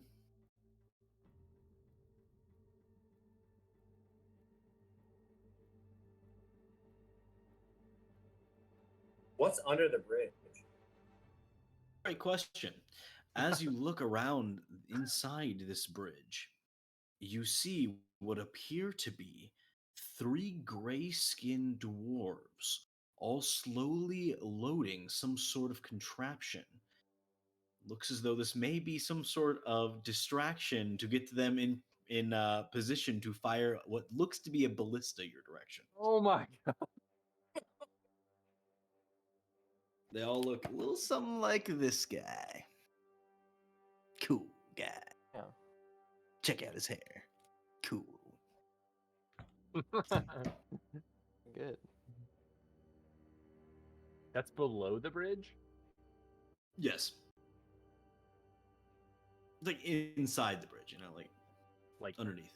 Just okay. Look out! Look! I point at him. I'm gonna take a ready position. Okay, with that, I need everyone to roll initiative as a ballista bolt is shot in your direction. What are those tiny? Oh, good.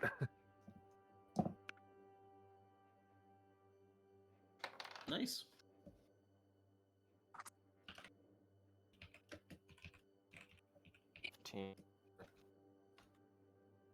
What was that, Aiken? 15. 15 for Aiken. 19 for goal. 19 for goal. I got a 4. You got a 4 for Father T. I got a 13. Okay, 13 for Talum. Alright, is that everybody? We got Gold, Dr. Siegfried, Aiken, Talum, Father T. That's all of you, right? Great. Allie. Yeah, Callie, I've got. All right, so Goal, you are first up as you sort of like look under here, seeing what's happening and seeing them fire this ballista. I need you to go ahead and roll a dexterity saving throw.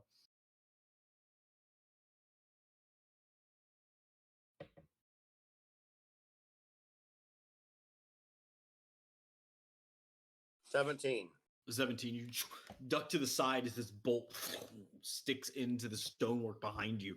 Clearly would have done a lot of damage here. And then immediately you see these 3 Dwerger start like climbing up and on top of the bridge. What would you like to do? How big was the bolt? Yay big? I couldn't even see your hands. Like feet long? Yeah. Okay. Yeah, I'm definitely just let that one to go right on by.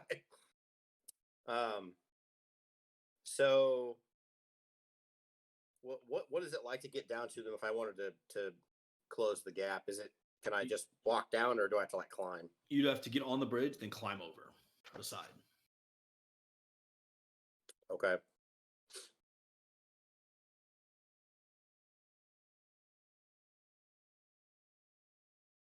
I think I'm gonna do that. Okay. Running up onto the bridge, you're going to have to go ahead and roll my athletics check to try and climb over the side down to where these Dwergar are. Intense. How many are there? 16. There appear to be 3 that you can see. 16, you kind of fling yourself down into this below platform. You hear one of them shout out something in a language I assume you don't understand. Not if it's not common, Elvish, or Tabaxi. Nope. What would you like to do? Is it something that everyone can hear? Sure. Is it Dwarven? It is. I speak Dwarven. All right. You hear one of them shout, "All right, look, one of the fuckers are coming down here!" Cool. So I run up on the bridge, and then I kind of climb over the railing, and I just land amidst them. Yep. Okay. I'm gonna attack the closest one. Okay. Easy enough. Go ahead and roll for that attack. It holds up a shield trying to block itself. So I'm gonna pull out Moonlight, and we're gonna go to work. Mm-hmm. That is a 19 to hit. A 19 just hits. Oh shit! And I'm gonna follow it up with a kick, but I think that will not hit because that's gonna be a 11. Not even close. Yeah. So with my sword,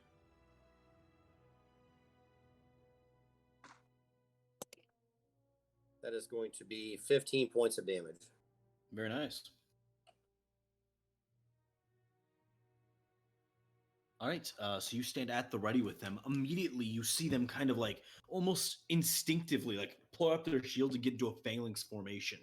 The one directly in front of you that you had hit with Moonlight immediately retaliates, pulling a large blade over his head, swinging it around twice, then in phalanx formation, stabbing forward with it.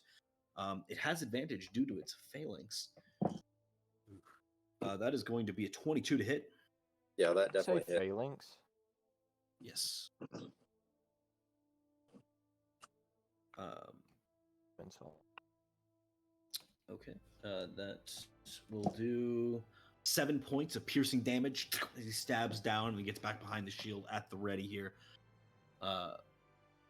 Which brings up Dr. Siegfried.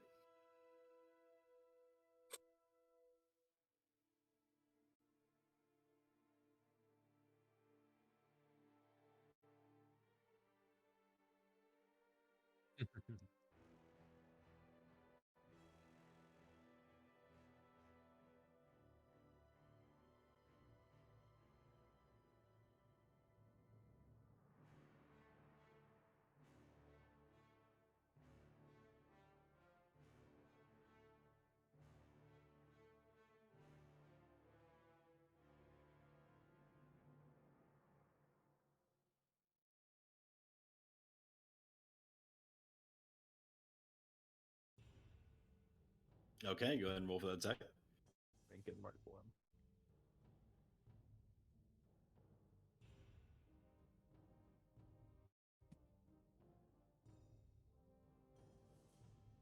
What do you mean?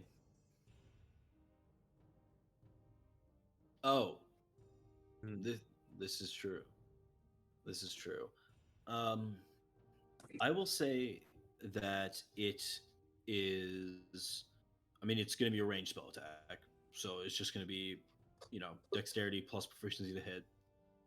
For damage, I think it's going to be D8 fire plus D6 force.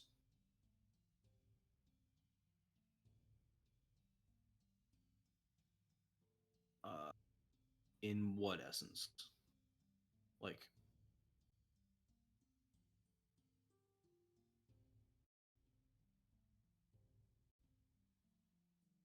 oh yeah, definitely for that. Yeah, the magic.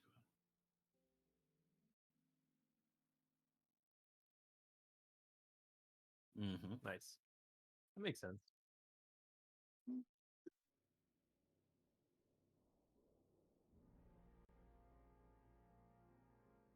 Natural one. I read his lips. It looked like it's a natural one. Yeah. Okay. As you get it ready, you start hearing these like fluctuations in the energy. You look down. You're like, pulling the trigger here, kind of confused, and then you look at it and it just explodes in your hand, immediately doing 8 points of fire damage to you as the gun appears to have backfired in its own unique magic kind of way. Dang.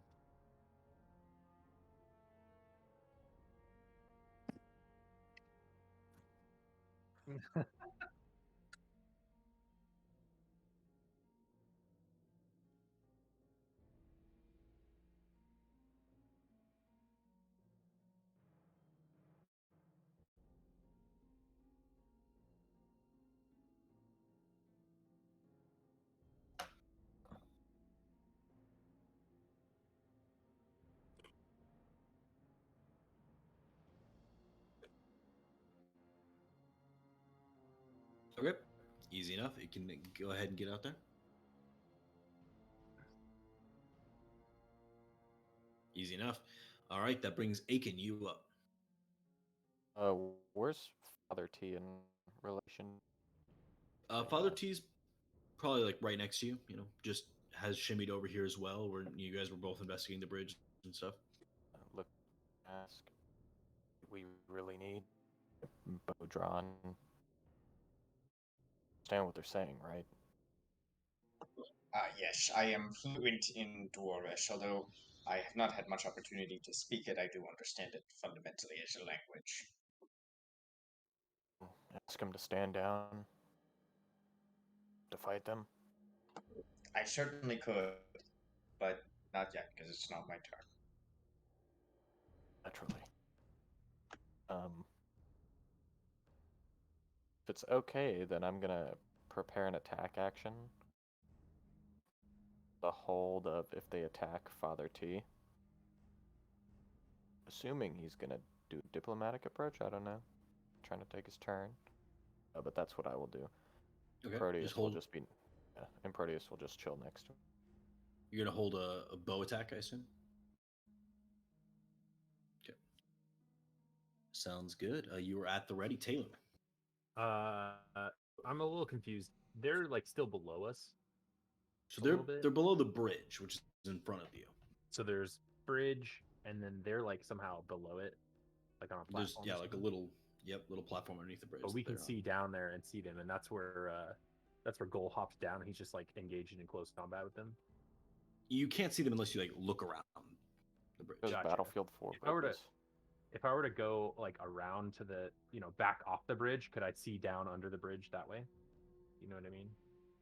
Yeah, for sure. I think I'd like to do that, and I think I'm just gonna kind of like I'm gonna get a javelin ready, and I'm just gonna get ready to like hurl it in there. But again, I'll hold until I'll follow Aiken's lead, and if he lets it rip, then I'll do the same.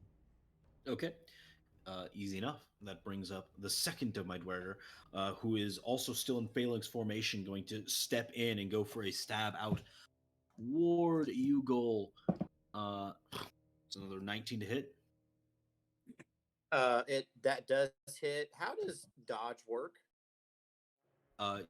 Gives you plus C and advantage on dexterity saving throws.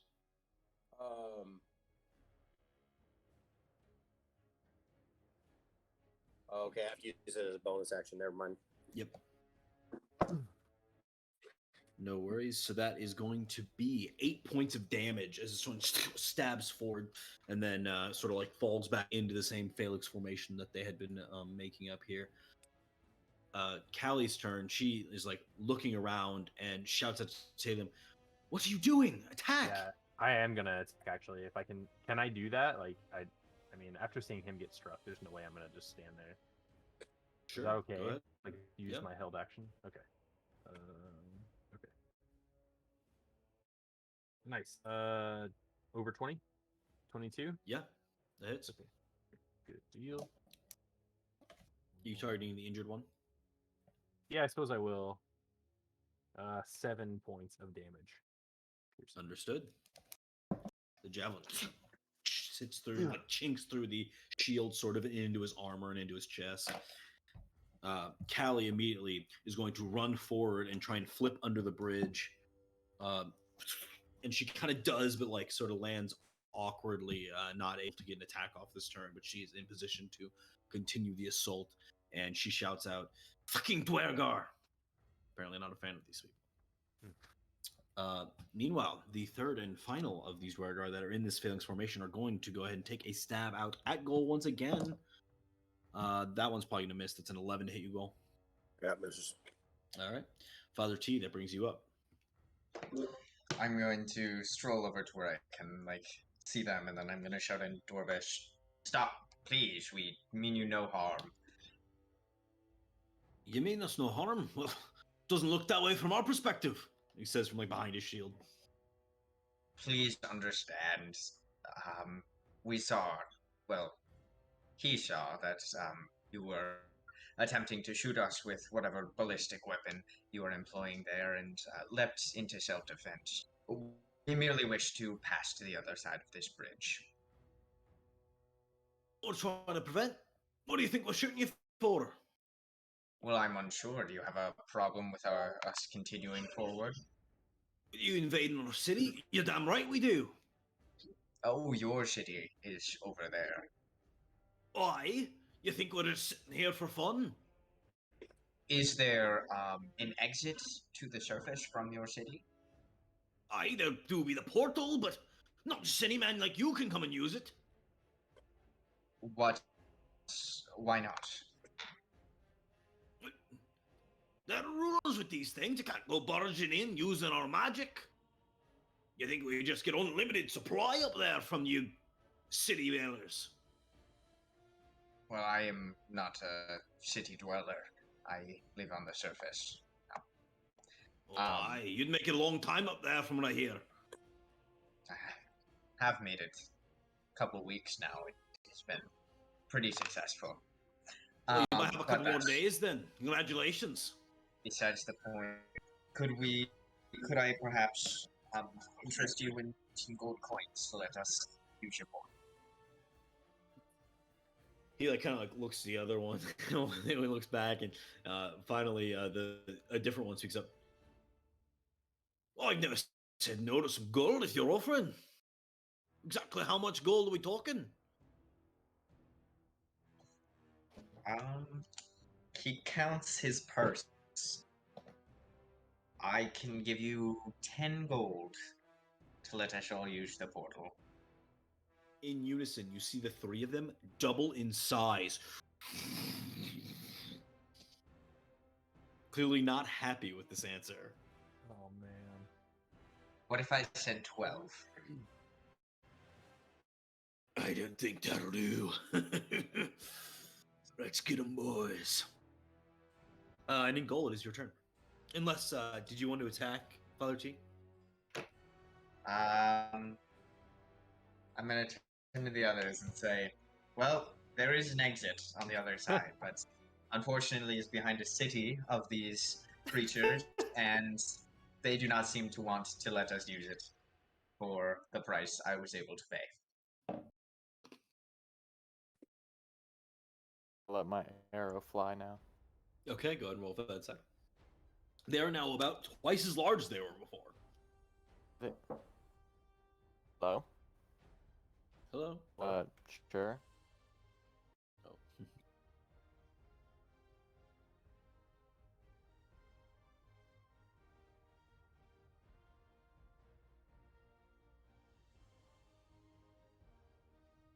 Tony's lady friend. Roommate.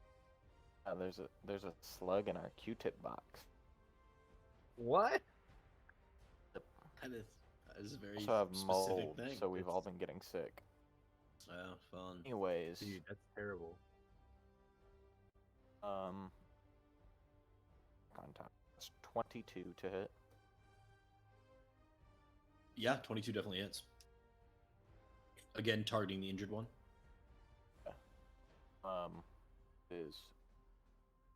That would have been 10 if I said 11 damage. 11 points. Nice. You see it stinks. It just sinks to the armor.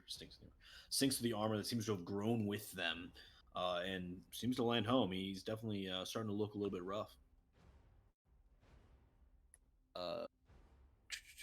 So that was Father T. So it is Goal's turn at the top now. There are 3 of them, right? Yes. Each of them now taller than you.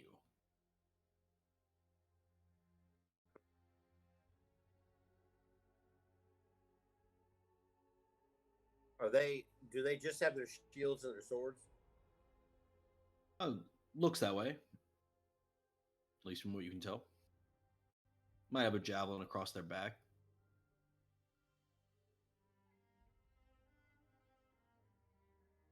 I think I'm going to attack the one that is her again. Okay. That is a 16 to hit. 16, you swing down, and the central one just takes it in the shield and blocks it out of the way. Okay. And then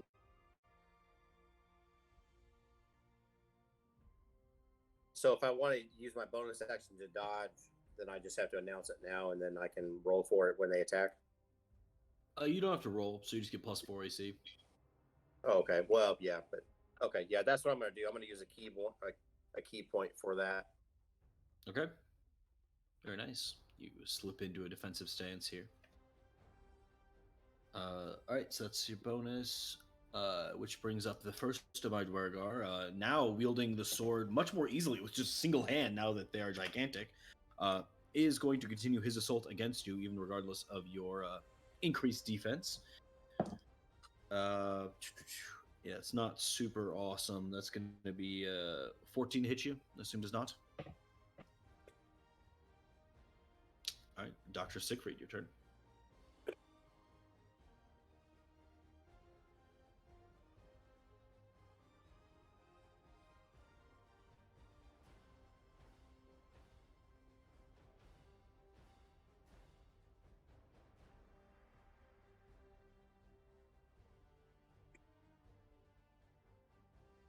Sure, I'll scoot you here.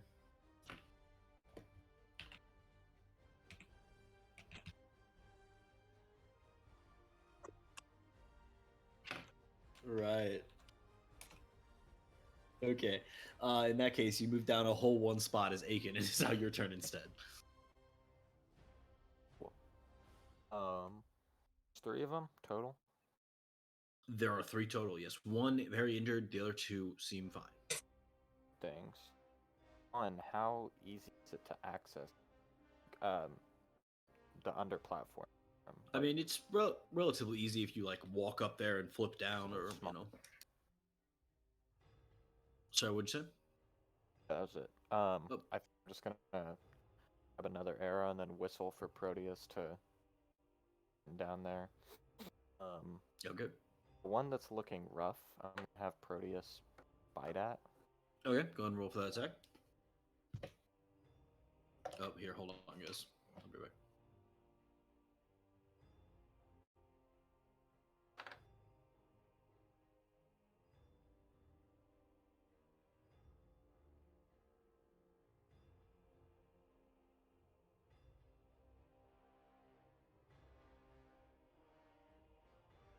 Good idea.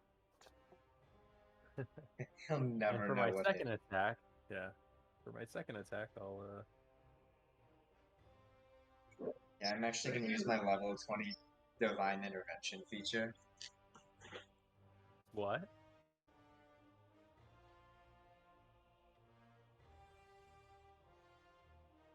That was kind of funny.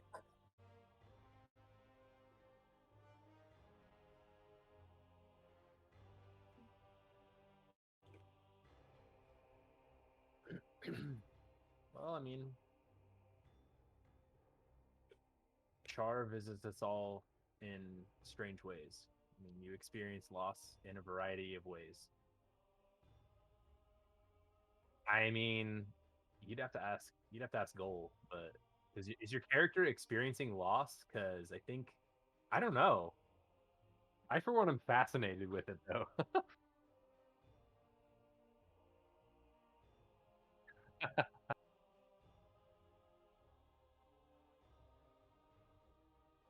I'm lagging so bad that I can like see myself move a couple seconds later. It's weird. Okay, now I'm back to normal.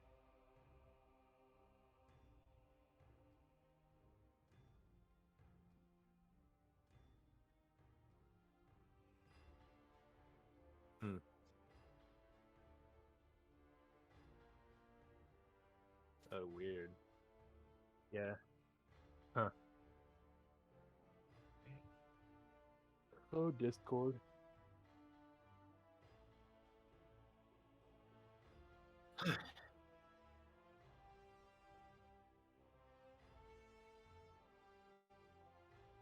Yeah, what up? Sorry about that, guys. I got my AC fixed. By the way, I had to live like a week without AC. It was like the worst week of my life. Oh damn. Yeah, dude, it was a disaster. But the guy just came, so they gave us like a portable unit. The guy came back to get the unit, so I had to let him in. Nice. But yeah, anyway, yeah, it's ridiculous. Took them a week to fix my AC. They upgraded my thermostat, and I was like, oh, come on, my thermostat worked just fine. I get home, yeah, nothing works. Just a disaster. It's like 85 degrees in my house all week. Anyway, that's a quick tangent. Where were we? Aiken, you were shooting someone, I think. I was. Actually, no. Proteus was biting some. Oh, that's right. Sorry. Total is 18. 18 just misses with their enlarged state. He's able to just kind of like shove his shield into Proteus, and you see his like skeletal mouth trying to like get around the shield. He's just staring back at it. Definitely looks tightly enwound, but not quite bitten. Nice. I'm gonna let another arrow loose, and it's the weaker of the Okay. the weaker of the three. Ooh, that's a terrible. A 13. No, unfortunately, he's like zoned in, so he doesn't even use his shield. It just like hits the armor, deflects off.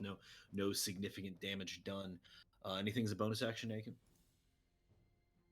No, I should have done my bonus first. I do. Know thy enemy. Oh, okay. Not again. Go ahead and roll that. Next time. Challenge is 2. Yeah, I rolled a 19. Okay, I would say that succeeds. Do you want to do the one where you get advantage on them, or, Sure. Well, I mean, I didn't mean to put those words in your mouth. Yeah. That's just what I assumed. Anyway, okay, so that was Aiken. So now it's Siegfried with our new ordering.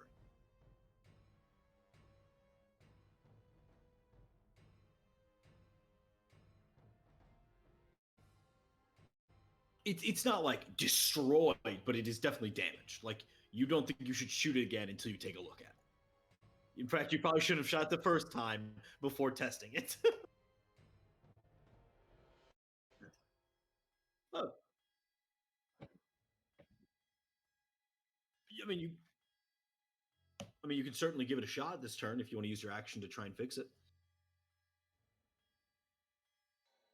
Okay, go ahead and roll a tinkering check with your tinkering tools, so your proficiency modifier, yeah. Dexterity plus proficiency.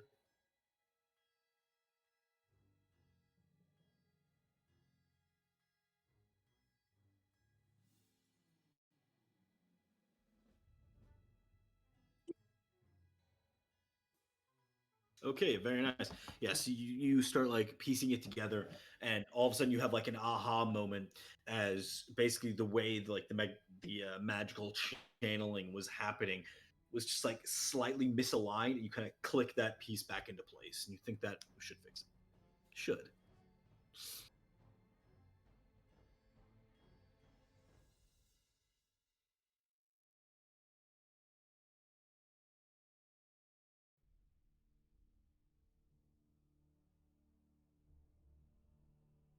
Mm.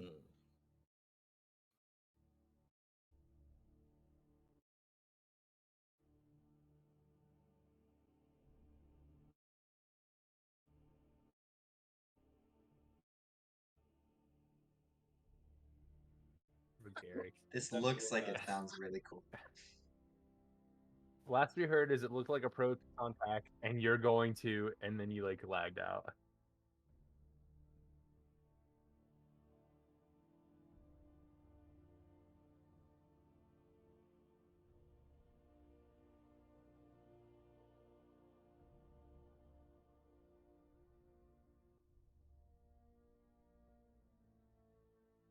The punch. Yes. Got it. Okay. So that is Siegfried.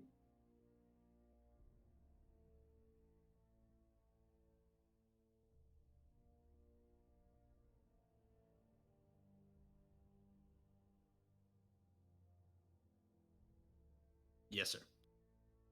All right. So that was Siegfried bringing up Talon. I'm gonna say screw this, and I'd run over onto the bridge, and basically whatever route they took to jump down there, I'd like to find that same route. Route.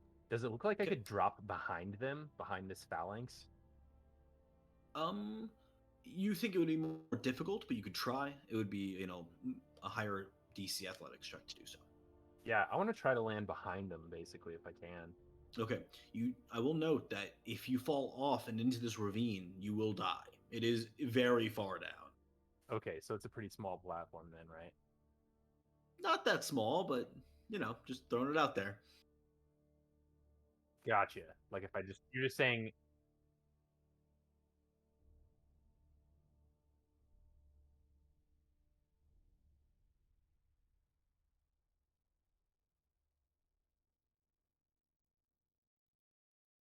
gotcha.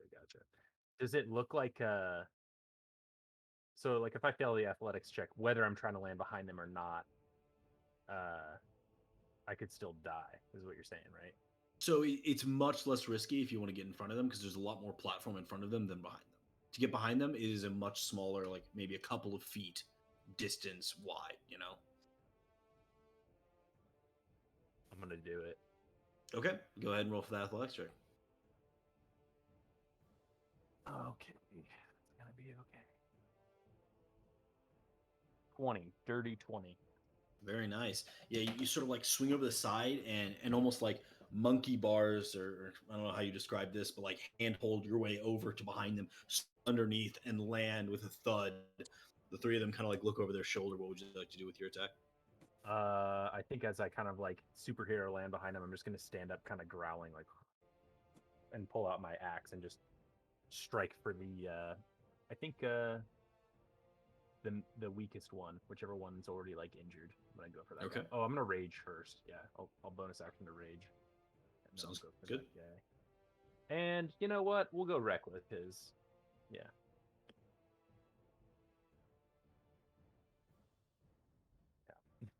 Awesome. Yeah, I'm not gonna hit. It's like 11. Okay, going up behind you, swing, and even without the advantages of their phalanx facing the other direction, you are still like clanking off the armor here. They seem to notice you, but are more preoccupied with what's going on in front of them. And the one, yeah, I think he's still going to keep attacking Goal, even though Goal is in this defensive stance. 19 to hit. So the dodge action, it was just with the next thing that came, right? No, I think it's for the entire round. I was gonna say because I didn't really need to dodge to miss the last one. No, yeah. So then I get +4 to my AC. Mm-hmm. So then that will miss. Okay, so you kind of like sit there, and I imagine you kind of like step forward, deflect the blade with one of your forearms here, avoiding the strike from hitting you. Quite nice. So that was my turn, which brings Callie up. Callie takes the short sword that she was given and immediately like swipes down below their shields, just trying to, slice ankles basically. And she is going to hit. And then this central one, the one that was already quite injured, she just goes underneath, kind of like lifts up inside of the shield of this guy and just slices at his knee. He goes crumbling down, and she just buries a dagger in his throat as he does. Oh man, nice. Breaking up their phalanx as well. Meanwhile, the final of the Dwargar here is going to turn to Callie, seeing this happen, and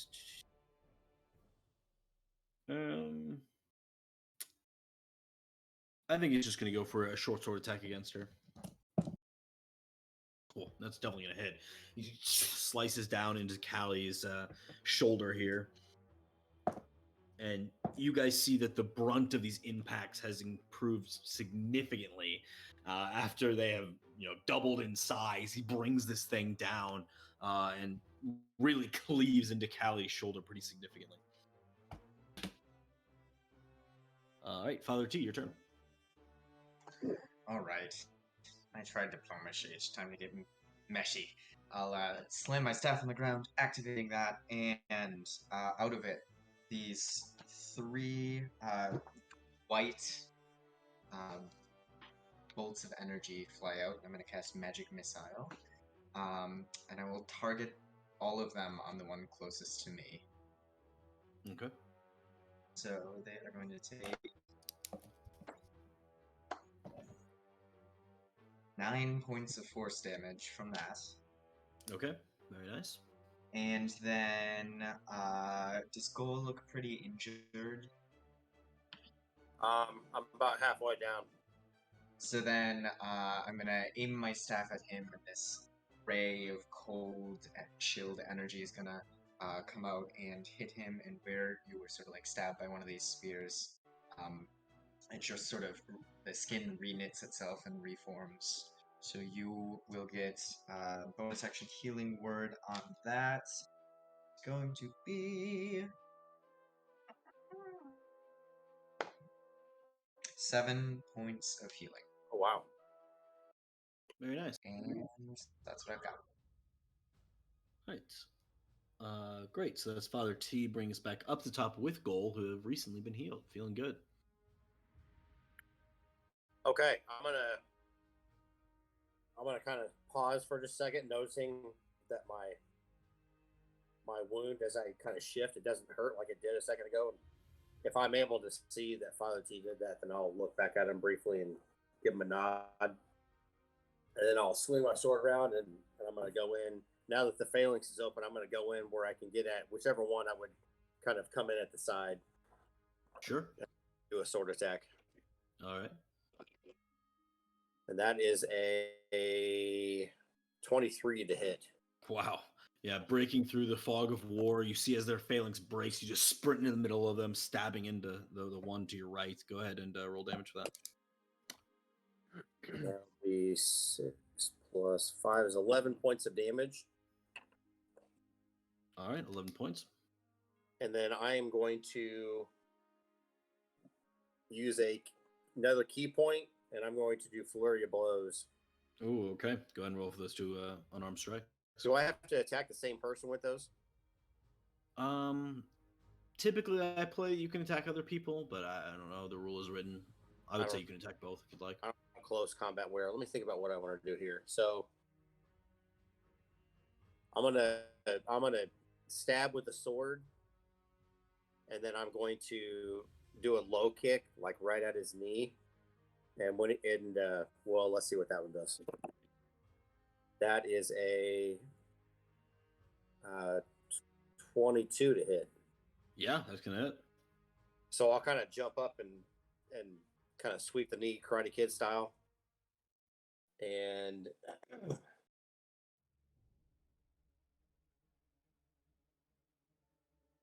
that will do 5 points of damage. And then if he kind of crumples just a little bit, enough, I'm going to give him an uppercut to the chin. Perfect. And that'll be 15 to hit. 15 does not hit, unfortunately. He just kind of like brings his shield up, pushes past you with it, and immediately opens up on the quasi-defenseless Talum, who's opened himself up recklessly. Gonna go for a stab onto you, Talum, and that... Oh, wait, with advantage. Okay, well, the first one was insanely good anyway. That's gonna be 26 to hit. Yeah, definitely. Perfect. That is going to be 14 points of piercing damage as he just brings the sword down into your chest. So that was that one. Aiken, your turn. Oh, never mind. Okay. Oh, See, 13 points. 14. 14, I think you said 14. 14 points. Okay.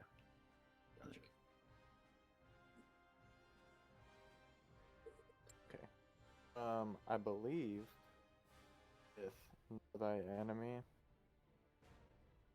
Let's see if I and Proteus get advantage, but now.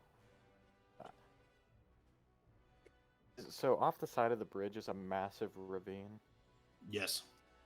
How far is like one of the dudes from where I'm at?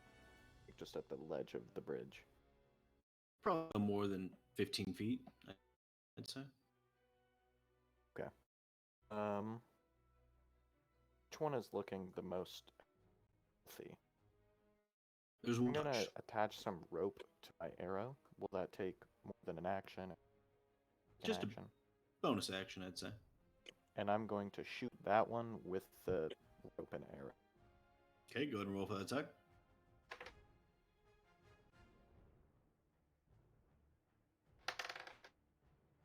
Um, 2. Advantage. The enemy thing. Wait, you rolled a 2? 22. Oh, okay. I was like, holy crap, dude. I'm like, what is your attack bonus? Oh, yeah. The 22 definitely hits. Okay. And I thought you just- said I rolled a 2 with advantage. I'm like, Yeah, Yeah. so did I. I was Shit, Colin. confused. pretty sure you can call that a natural 1. Yeah. this 10 damage. Then does the arrow impale him? Yes, absolutely. It just sticks into his armor. He like looks down, kind of like glaring up at you. And is there any sort of structure near the bridge? Not Like really.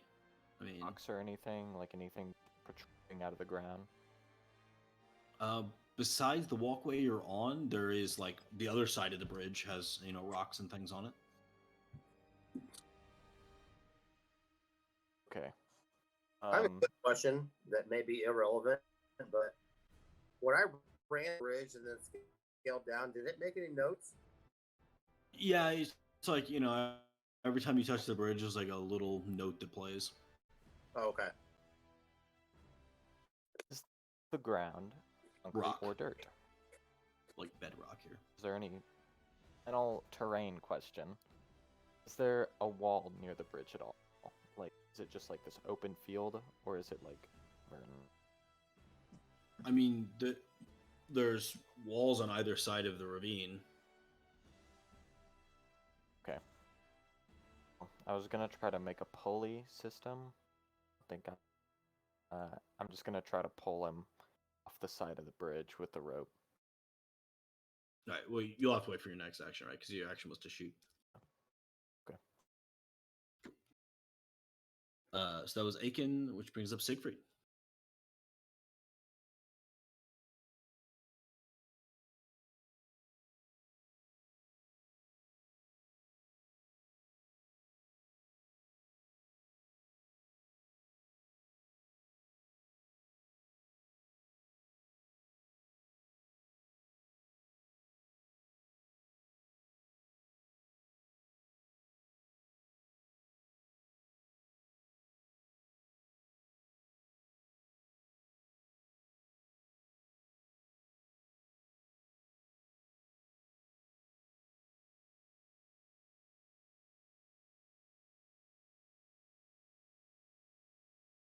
Better.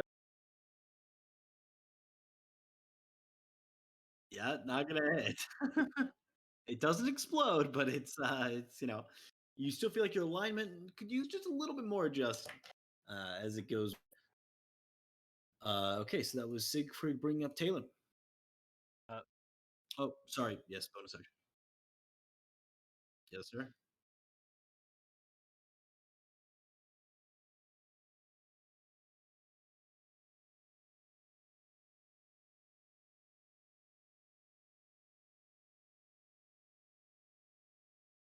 Okay, roll an athletics check for your steel defender here.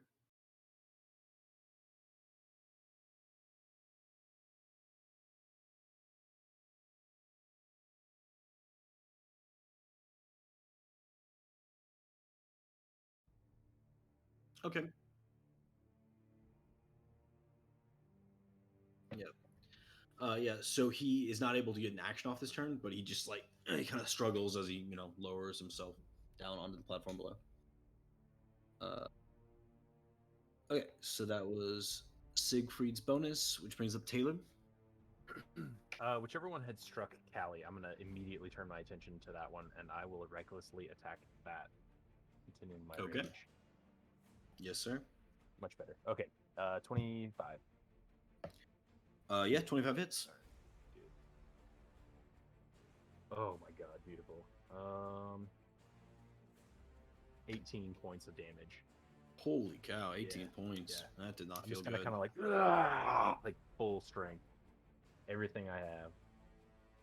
Absolutely. Anything as a bonus action? I don't think I can. No, I'll be fine. I'll just. Nope. Okay.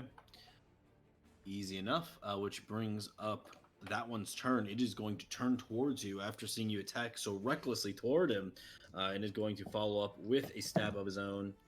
Wow, a 2 and a 19. So the 19 That's is exactly going what to... I rolled.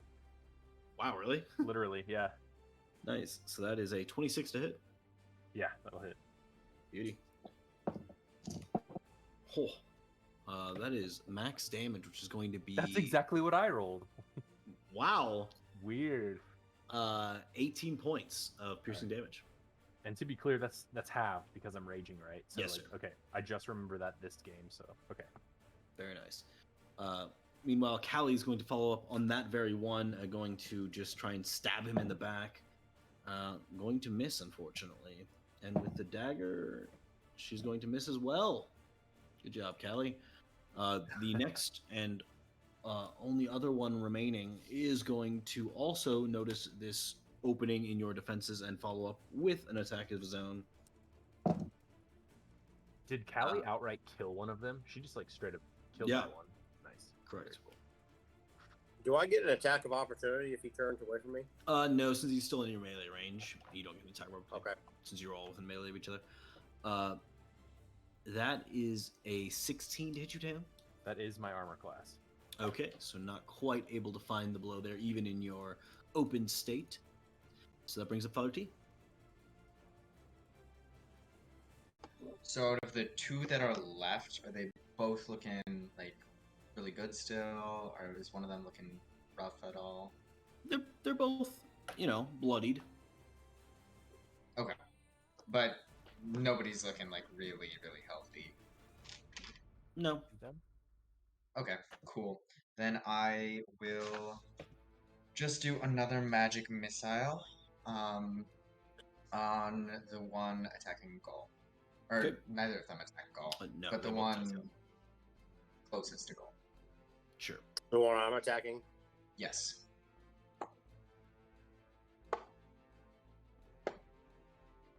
$11 points of force damage.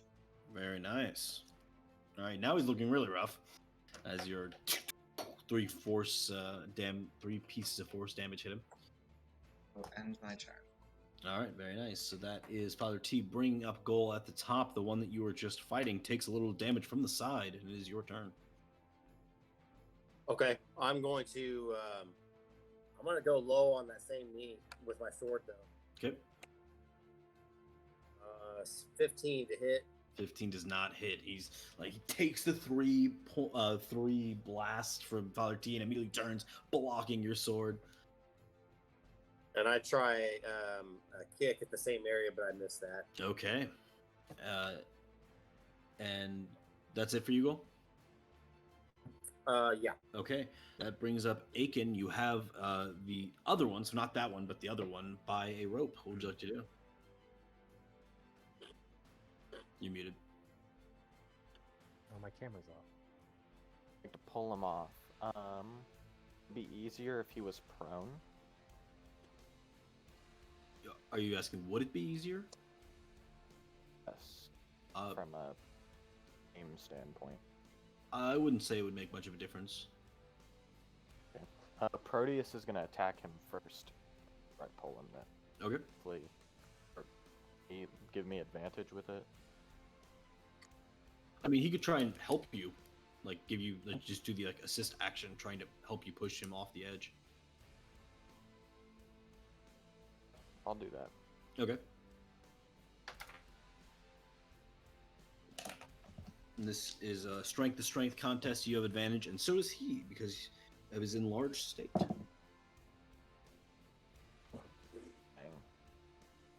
Uh-oh. What did you roll, Aiken? 12. You rolled a 1 and a 2. So, yeah. How would you like to do this? As you and Proteus combine to shove this guy off the edge.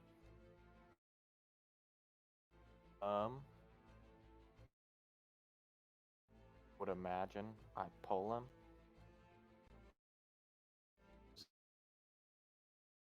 Is his foot or Nice. his butt, Airbud style in awe. As he's falling off the bridge to get the rope, I just 5 foot of rope. Sorry, what'd you say? As he's falling, I'd like to cut the rope rather than letting it go. Ah, nice. Feet of it. Perfect. Yes, you hear. He goes tumbling. He like shrinks in size as he's falling. Yeah, definitely not looking good for him. You hear him scream for quite some time before a loud thud echoes from below. All right, so that was Aiken finishing him off, bringing up Siegfried. See if this gun will get a chance to work here.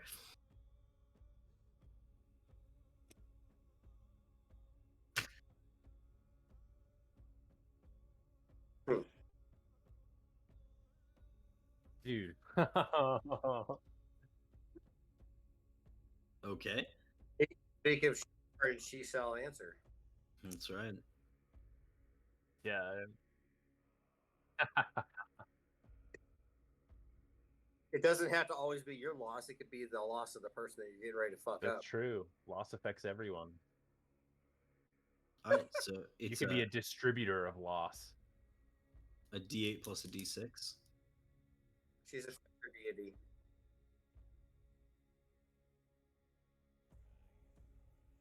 How would you like to do this, sir?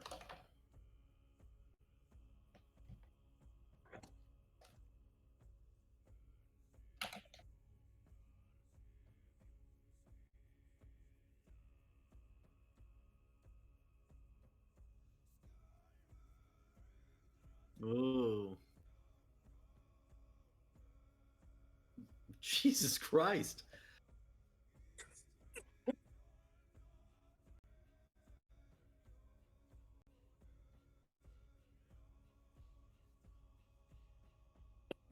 All right, not bad. With that, the final of the Dregar are defeated.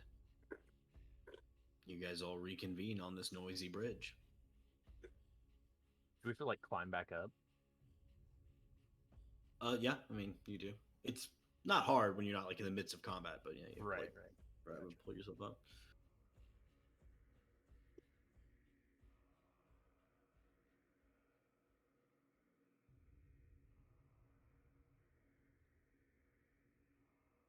I can either carry him up if that's okay, or I can tie him to a rope for somebody to hoist up, whatever is allowable, doable, realistic.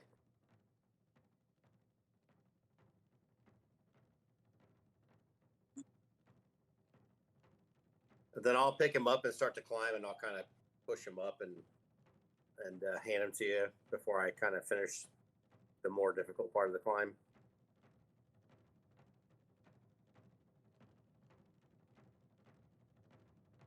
No, okay. I take it. Sure.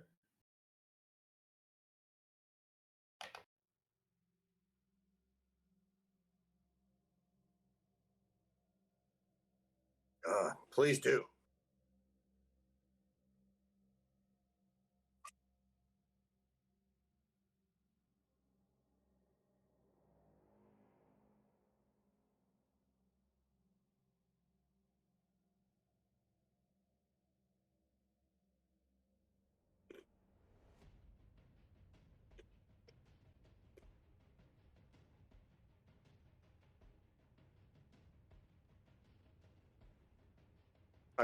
I kind of smirk a little bit, and I put my hand on your shoulder. I'm like, not surprised. And I walk off.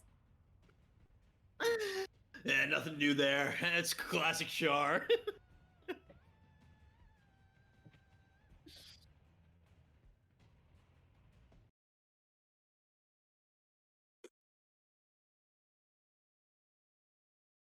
Amazing. Aiken, are you going to help Proteus back up from down there? Think so. All right. You lean down. He like hops up into your arms. As I make it to the top, I'm gonna be like, damn. Not one kill. All three of you got the finishing blow on each of them. You're lucky this time. There will be more. I like sheath my axe.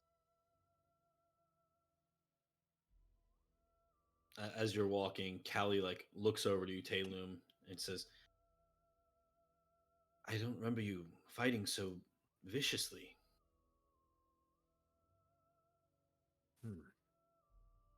Salem thinks maybe there is side of him you didn't see, but before we just fought to survive and eat.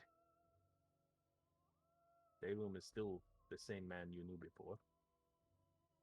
So if this wasn't for survival or eating, what were you fighting for?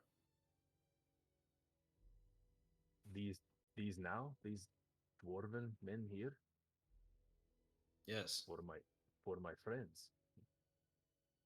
They shot a big arrow at us. I saw that.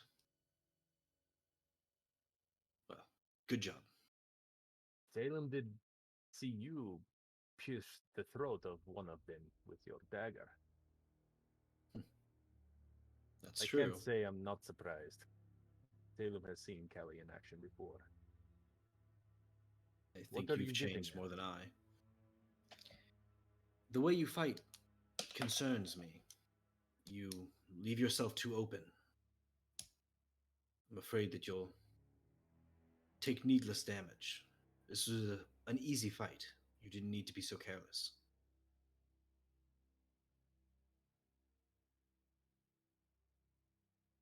Kelly is right. Like always. Talem will listen. This is why Talem lived so long when he was with Kelly. I'm glad you have here. I like stretch and like observe the wounds that I've taken.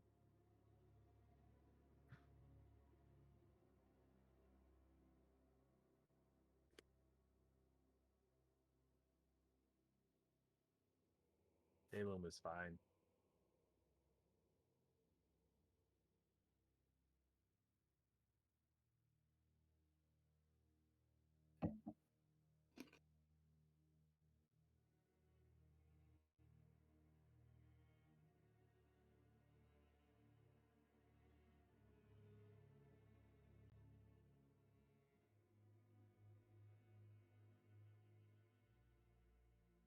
Definitely wounded. Yes.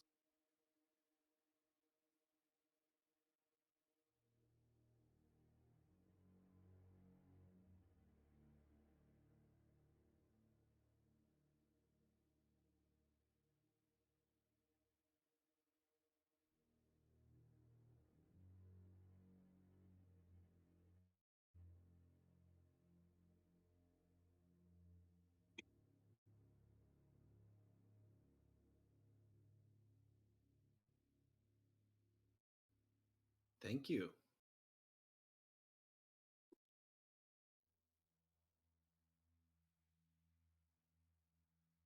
Talem's gonna like kind of look at Siegfried like he's up to something and like not break his gaze upon him as he's like having this conversation.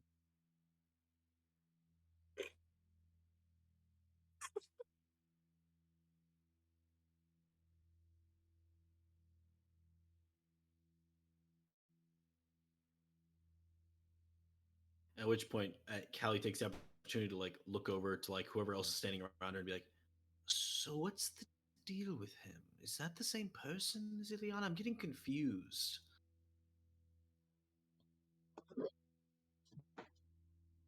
I wasn't going to say it in front of him, but earlier, when the doctor appeared, I did see Ileana morph into the doctor. So he sort of doppelganger then. Don't know, but it's beyond edge. Hmm. I think we must keep a close eye on him. Or her. Them. Yes. Last time we slept, he didn't change. He doesn't he change every time we sleep? They'll notice that, but last time he did not. Yeah. The first few times she did not. The first few times we Mm. all slept as a group, she also did not. It was not Mm. until we reached the other edge of this ravine, river, sea, on the other side of this mountain, that the doctor appeared for the first time.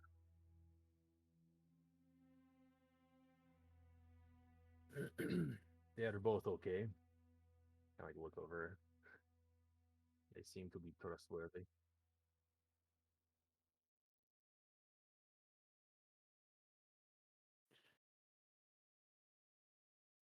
What do we do now, though? Apparently, there is a city of these. Like gesture to the dead dwarves. Um, yes, I have heard of it, though I've never been there myself. They were our enemies long ago. These passages that connected us have all been collapsed, sealed intentionally. They have a blue stone that can be used to transport to the surface. We should sneak in and use it without being seen. She like looks around to you, though I suppose some of you might be better at that than others. Does it look like any of the dwarven armor would fit any of us? Um, maybe. I mean, you can certainly try it on. Did they have helmets? Or were they Uh, like, they did not have helmets, okay? just shields and chainmail. I'm just wondering if their armor would be suitable as like a disguise at all. Well, you're not the right size for Gotcha. Dwergar, really. Okay. So that would be an issue. Yeah. Okay. Yeah. That doesn't seem like a good plan A then. Talum can be sneaky if he needs to. Uh, So can Aiken. What'd you say? What'd you say, Dan? so as can I.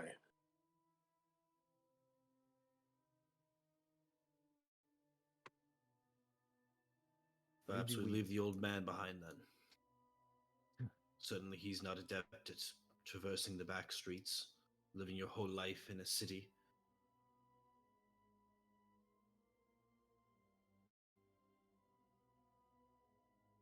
Is she? You're joking, right, Callie? You do not mean this. We cannot leave Father T here. Not here, no, but a place to hide, a place to settle down in the city. Then a few of us go out, steal the stone, come back.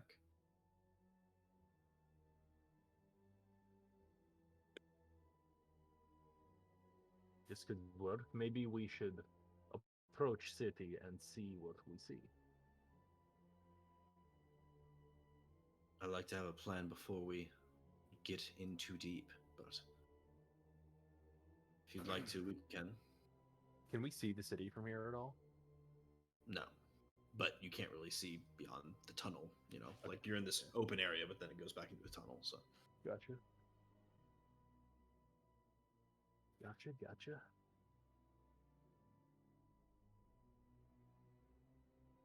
What do you think, Father T? Do you want to come? Be sneaky?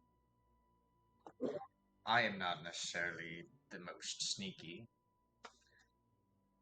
but it does seem like our only way out of here. They don't seem very receptive to friendship or bribes. I would hate for Father T to be discovered if he's by himself. What do you all think?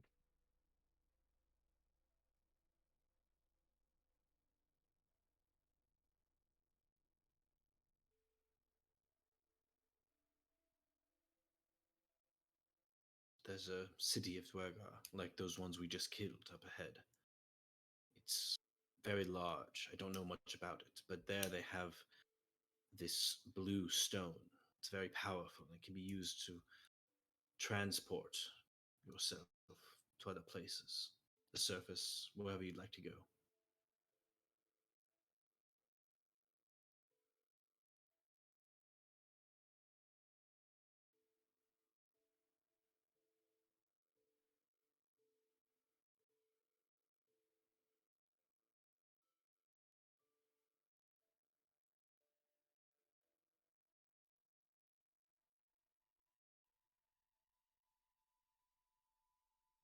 Hmm. Maybe you could find somewhere for us to stay or a group of people who we might sympathize with more closely.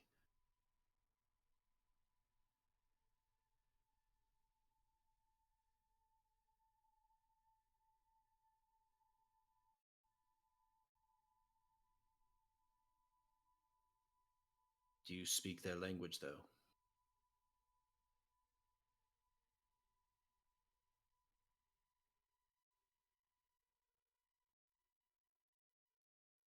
Dwarf, Undercommon?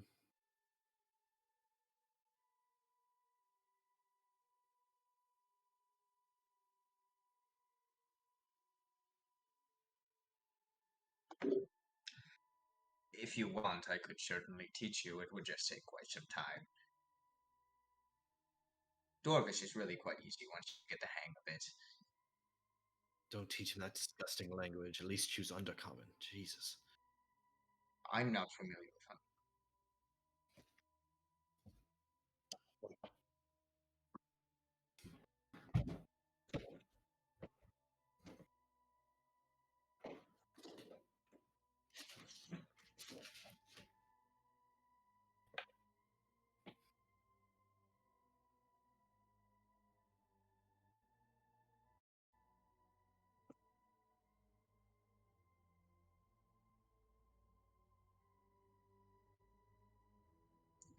Sure, what phrases would you like to know?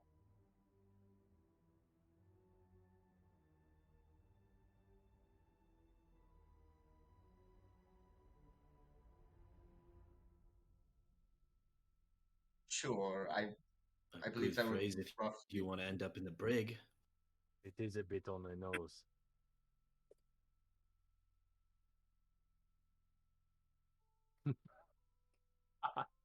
Now that one is actually surprisingly difficult to pronounce in Dwarvish.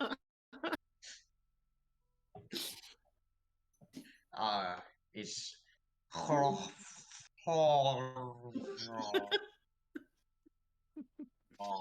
but you have to get it specifically right, otherwise it sounds like "Take me to the brig, please."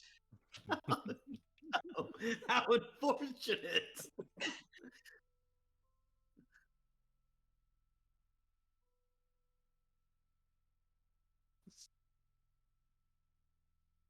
Ta- Talum is second guessing this plan. There's a chance if you go in, you could find some drow. Do you speak Elvish?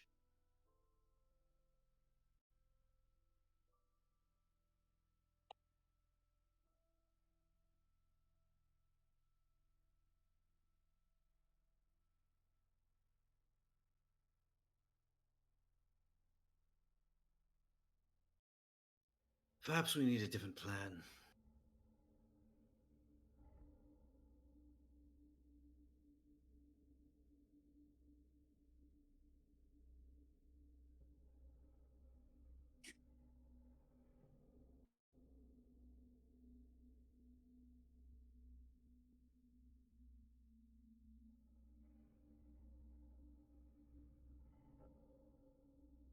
I'm not sure.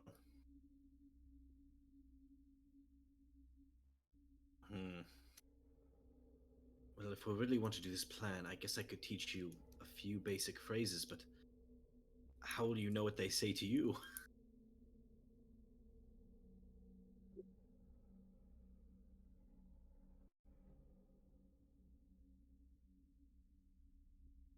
Is there Perhaps. no other way? Do we have to do the city? Can we go around? Suppose we could, but I don't know when the next time we'll get an opportunity to get to the surface is. We're heading in the wrong direction if you hadn't noticed. I had not.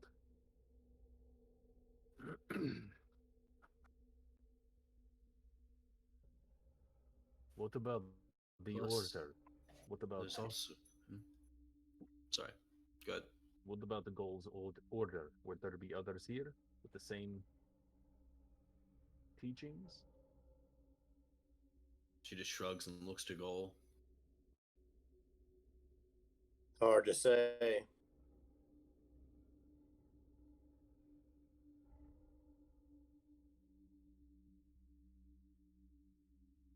Perhaps we could pay off some smugglers. How much gold do we have?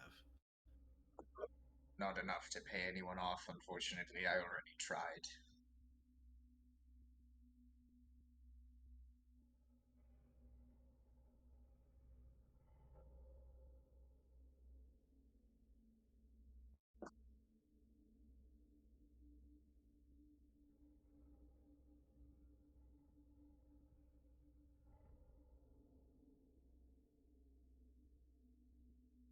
Minutes?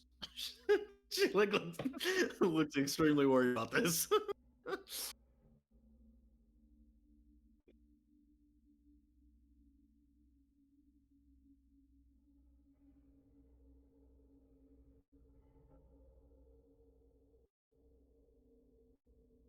Perhaps if we had a way to get. What we need is some sort of cover for the rest of us, so I can whisper in your ear what to say to these people. Like a wagon. Like a wagon, yes. Do you have a wagon? I do not have a wagon, but a wagon was the first thought that sprang into my mind. Perhaps if we can isolate and take a wagon, it would make this process easier. Suppose it's worth a shot. At least looking for something like that, something we could use to get ourselves into the city. It's either that or sneak through the city streets and hope no one reports us or finds us or kills us, or the list goes on.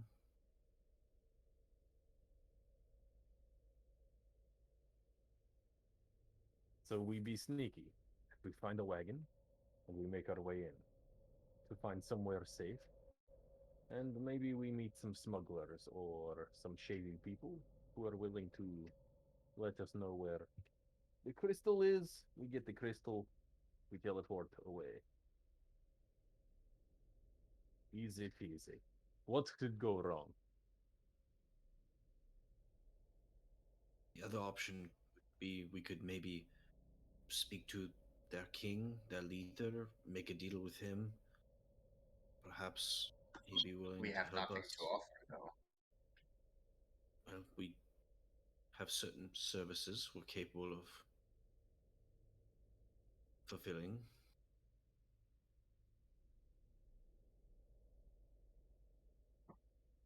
I think you mistake me, Dr. Siegfried. You're a doctor, yes? Everyone always needs doctors.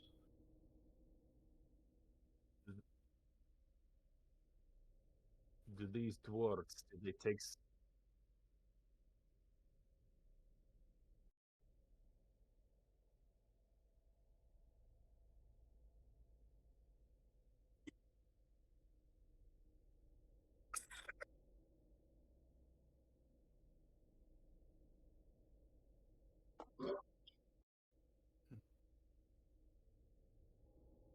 Well, I am a talented engineer, and I also have a strong command of history, if there are any historical related questions.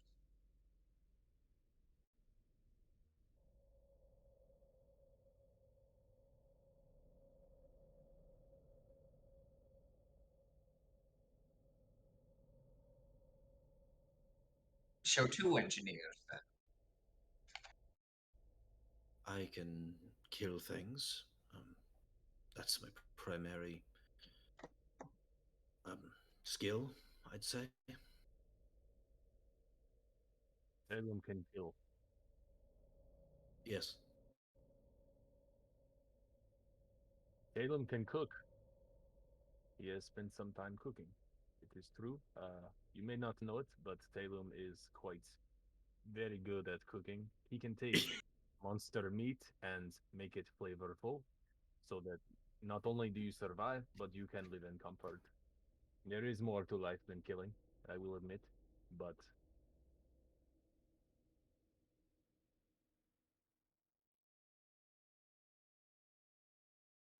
perhaps if Talum could get a hold of some better cuts of meat than the occasional snake or underground beast, then you would try something that would be a bit more flavorful and not be so judgmental. You guys have straight faces. The rest of the louder ass. One day you will see. Talum, you all laugh at me. Talum will someday prepare a meal for everyone and you will all be pleased. Talum will have a place of his own in the city, in the sky, and he will make good food and drink, and everyone will be merry. No killing.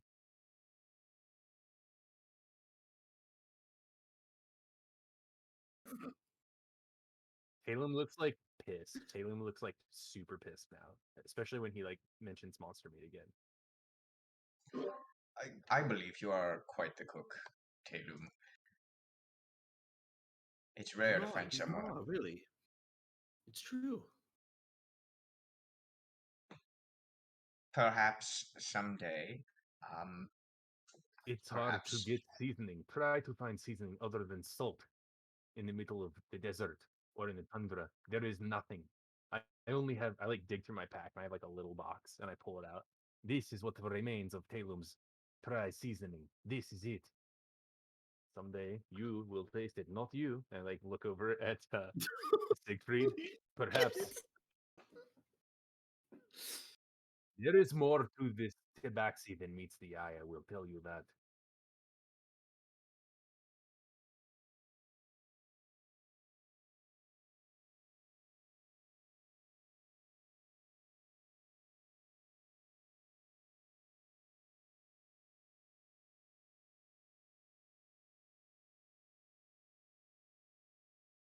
I'm just gonna have some of the ale.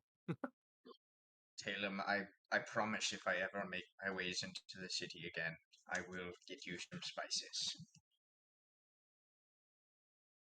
That would be good. Talum, Talum desires this. Yes. We still don't know how we're getting into the city or out of the Underdark, for that matter. So, like, drink some of the ale. You are the crafty Well, ones. what worked last time was deception, and it was not my favorite plan, but it did do the job. Last time we told the drow that the kobolds were after them. Perhaps we could tell the Duragar that the drow are after them. Perhaps, but Talum thinks we got out by our skin's teeth. Would not like to try that one again. Also, I'm not sure telling them the drow after them is very good for my long-term survival. Fair.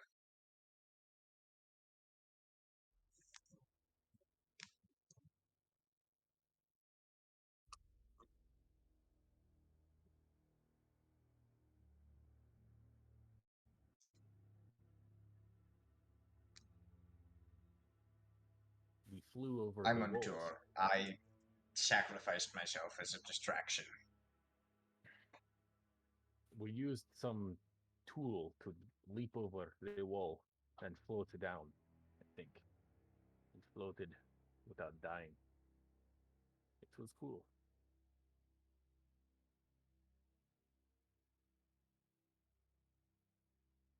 We have to see the city first. We need a high place.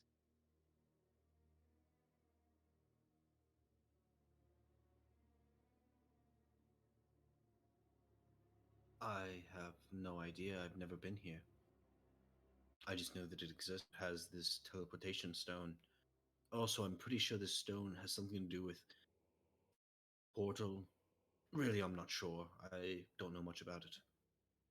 Actually, I think there are many portals. Yes, many portals, I Let us go and see. So, what is our plan as it currently stands? What is think. You look like the wise one, you tell me. But we are being sneaky, getting a wagon, getting into the city. yes, yes, yes. Well, I can speak Dwarvish, so perhaps if we had some way of disguising me as a Dwyrgar, then I could speak Dwarvish. Or if we could disguise Callie, she could speak Undercommon, I think, correct? Do we have any such capabilities? I unfortunately do not.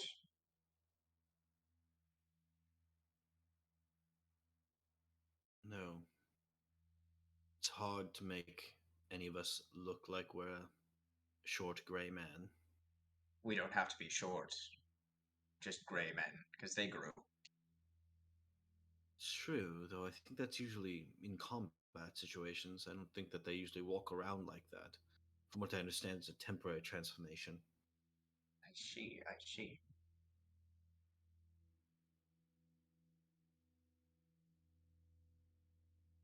We could just make a Let us run for it and see if we can get to this blue stone before anyone catches us. Could make a run for it. Aiken, what do you call it when you go to a place, but you don't show yourself and you look and see what they have? Scouting? Scouting. This is what we should do.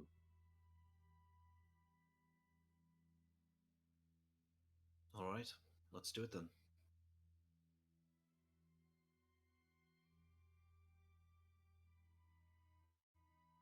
Are we all going together?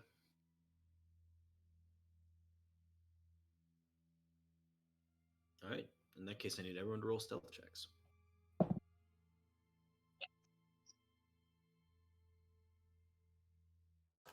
Natural 20. 18. Unnatural 20 for Callie. 4. 13. 11. 13 and 11. Okay. Roll for Proteus.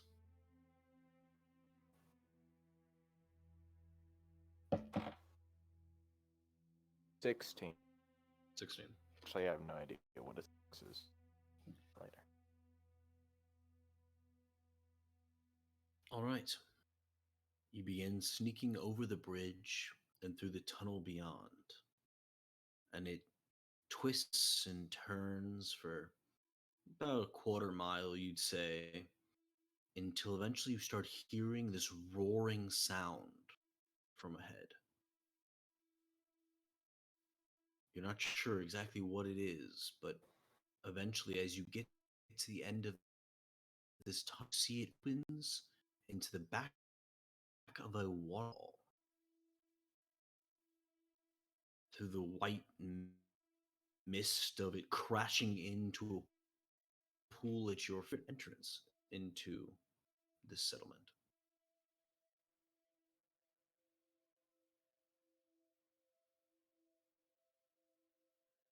Let's go in first.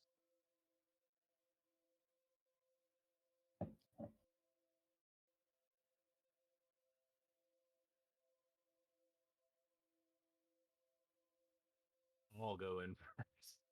I'll look to Proteus, action at the nose and point at the waterfall. Mm. Do some sort of perception check. Yeah, go ahead and roll a perception check.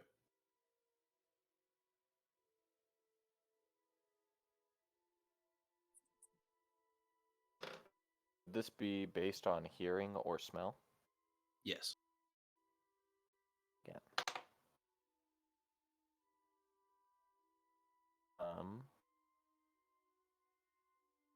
13. You see Proteus like sniff and just shake his head. As if he didn't smell anything, particularly threatening.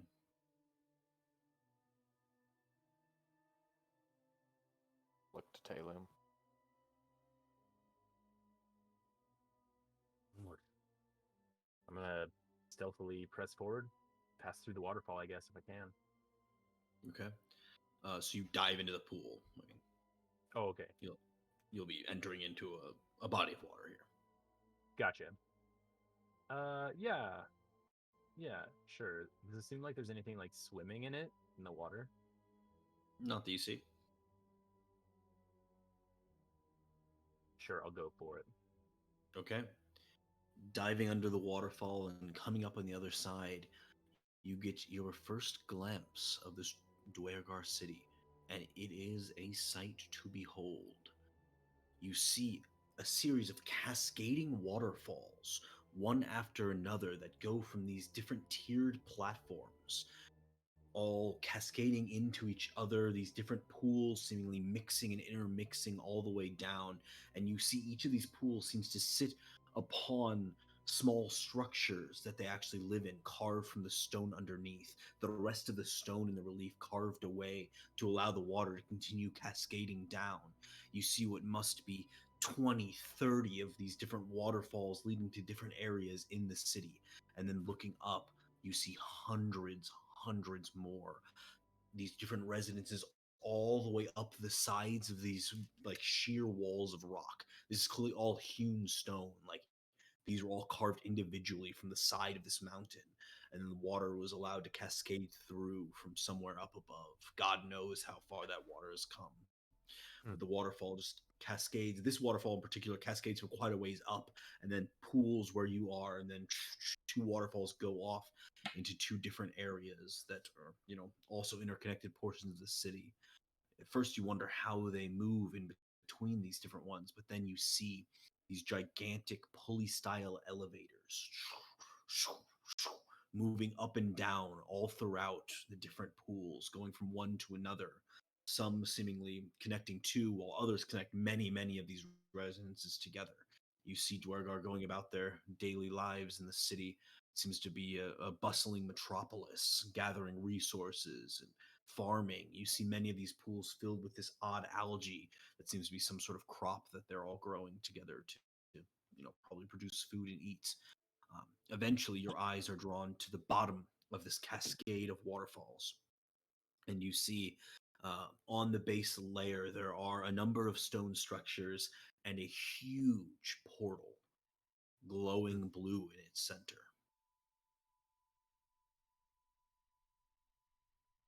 Bingo.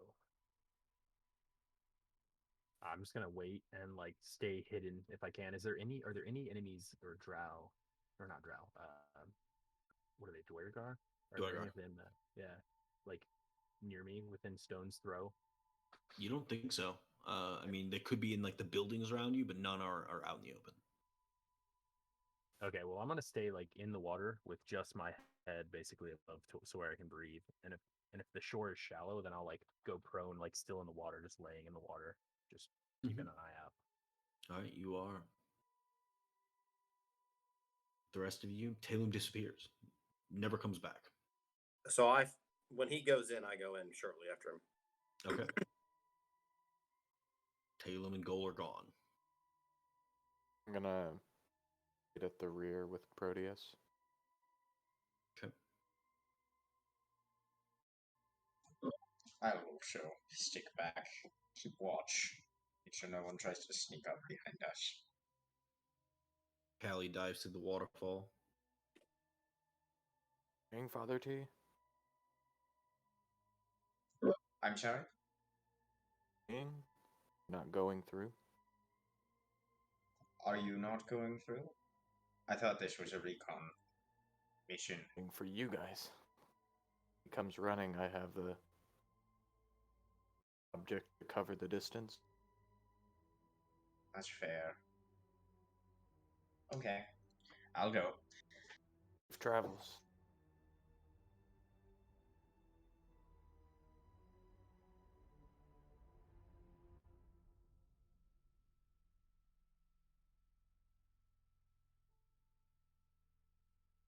true.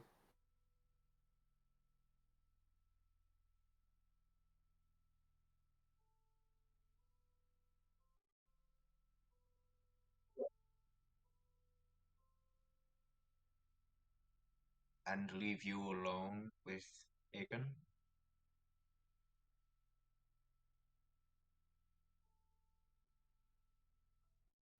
No, I'm just concerned that there will be some threat from behind. Perhaps I'd better keep watch with the both of you. Was your robot gonna make it?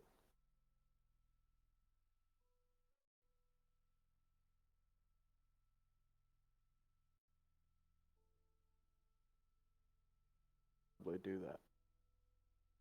Plan on going. Just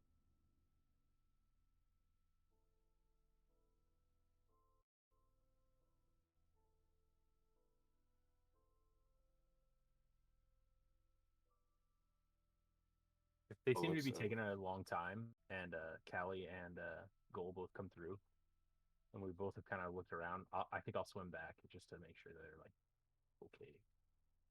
Okay. Careful, right? How back up.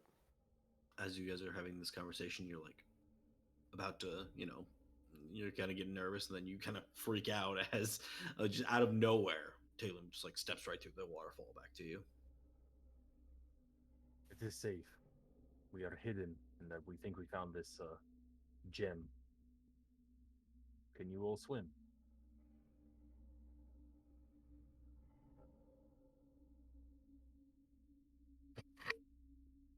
How far is it? Like 10 feet, 15 feet? Just to like within the Just pool that before. you're in. Yeah, to get to the other side. Yeah, 10 feet. Yeah, 15 feet. It is not far. Talon can help if you need help. Or it can help. Scan.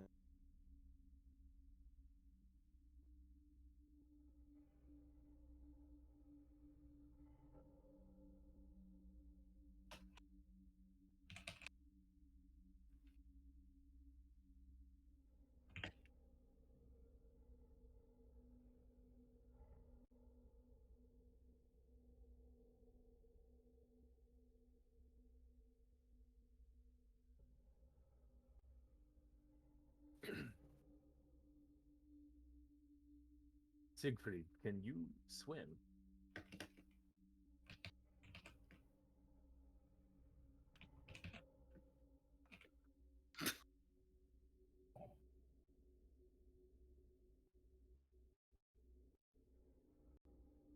You'll do just fine. Follow me. And I like kind of just go in front of him. And say, I give him. Oh god, hopefully these will help you first time.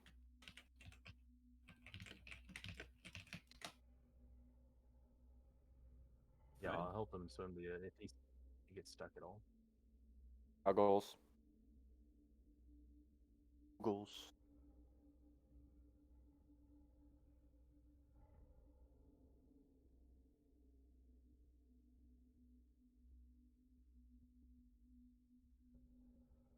All right. So you all make the way through the waterfall and get your first glance of the Falls of Octagon. Looking at all these cascading waterfalls down into the glowing blue portal at their base that seems to be activated by apparently this stone that Callie keeps talking about. And that is where we're going to pick up next time as the gang attempts to escape the Underdark. If I The can journey add, north. Aiken is at bliss in this water. Yeah, dude, this is great.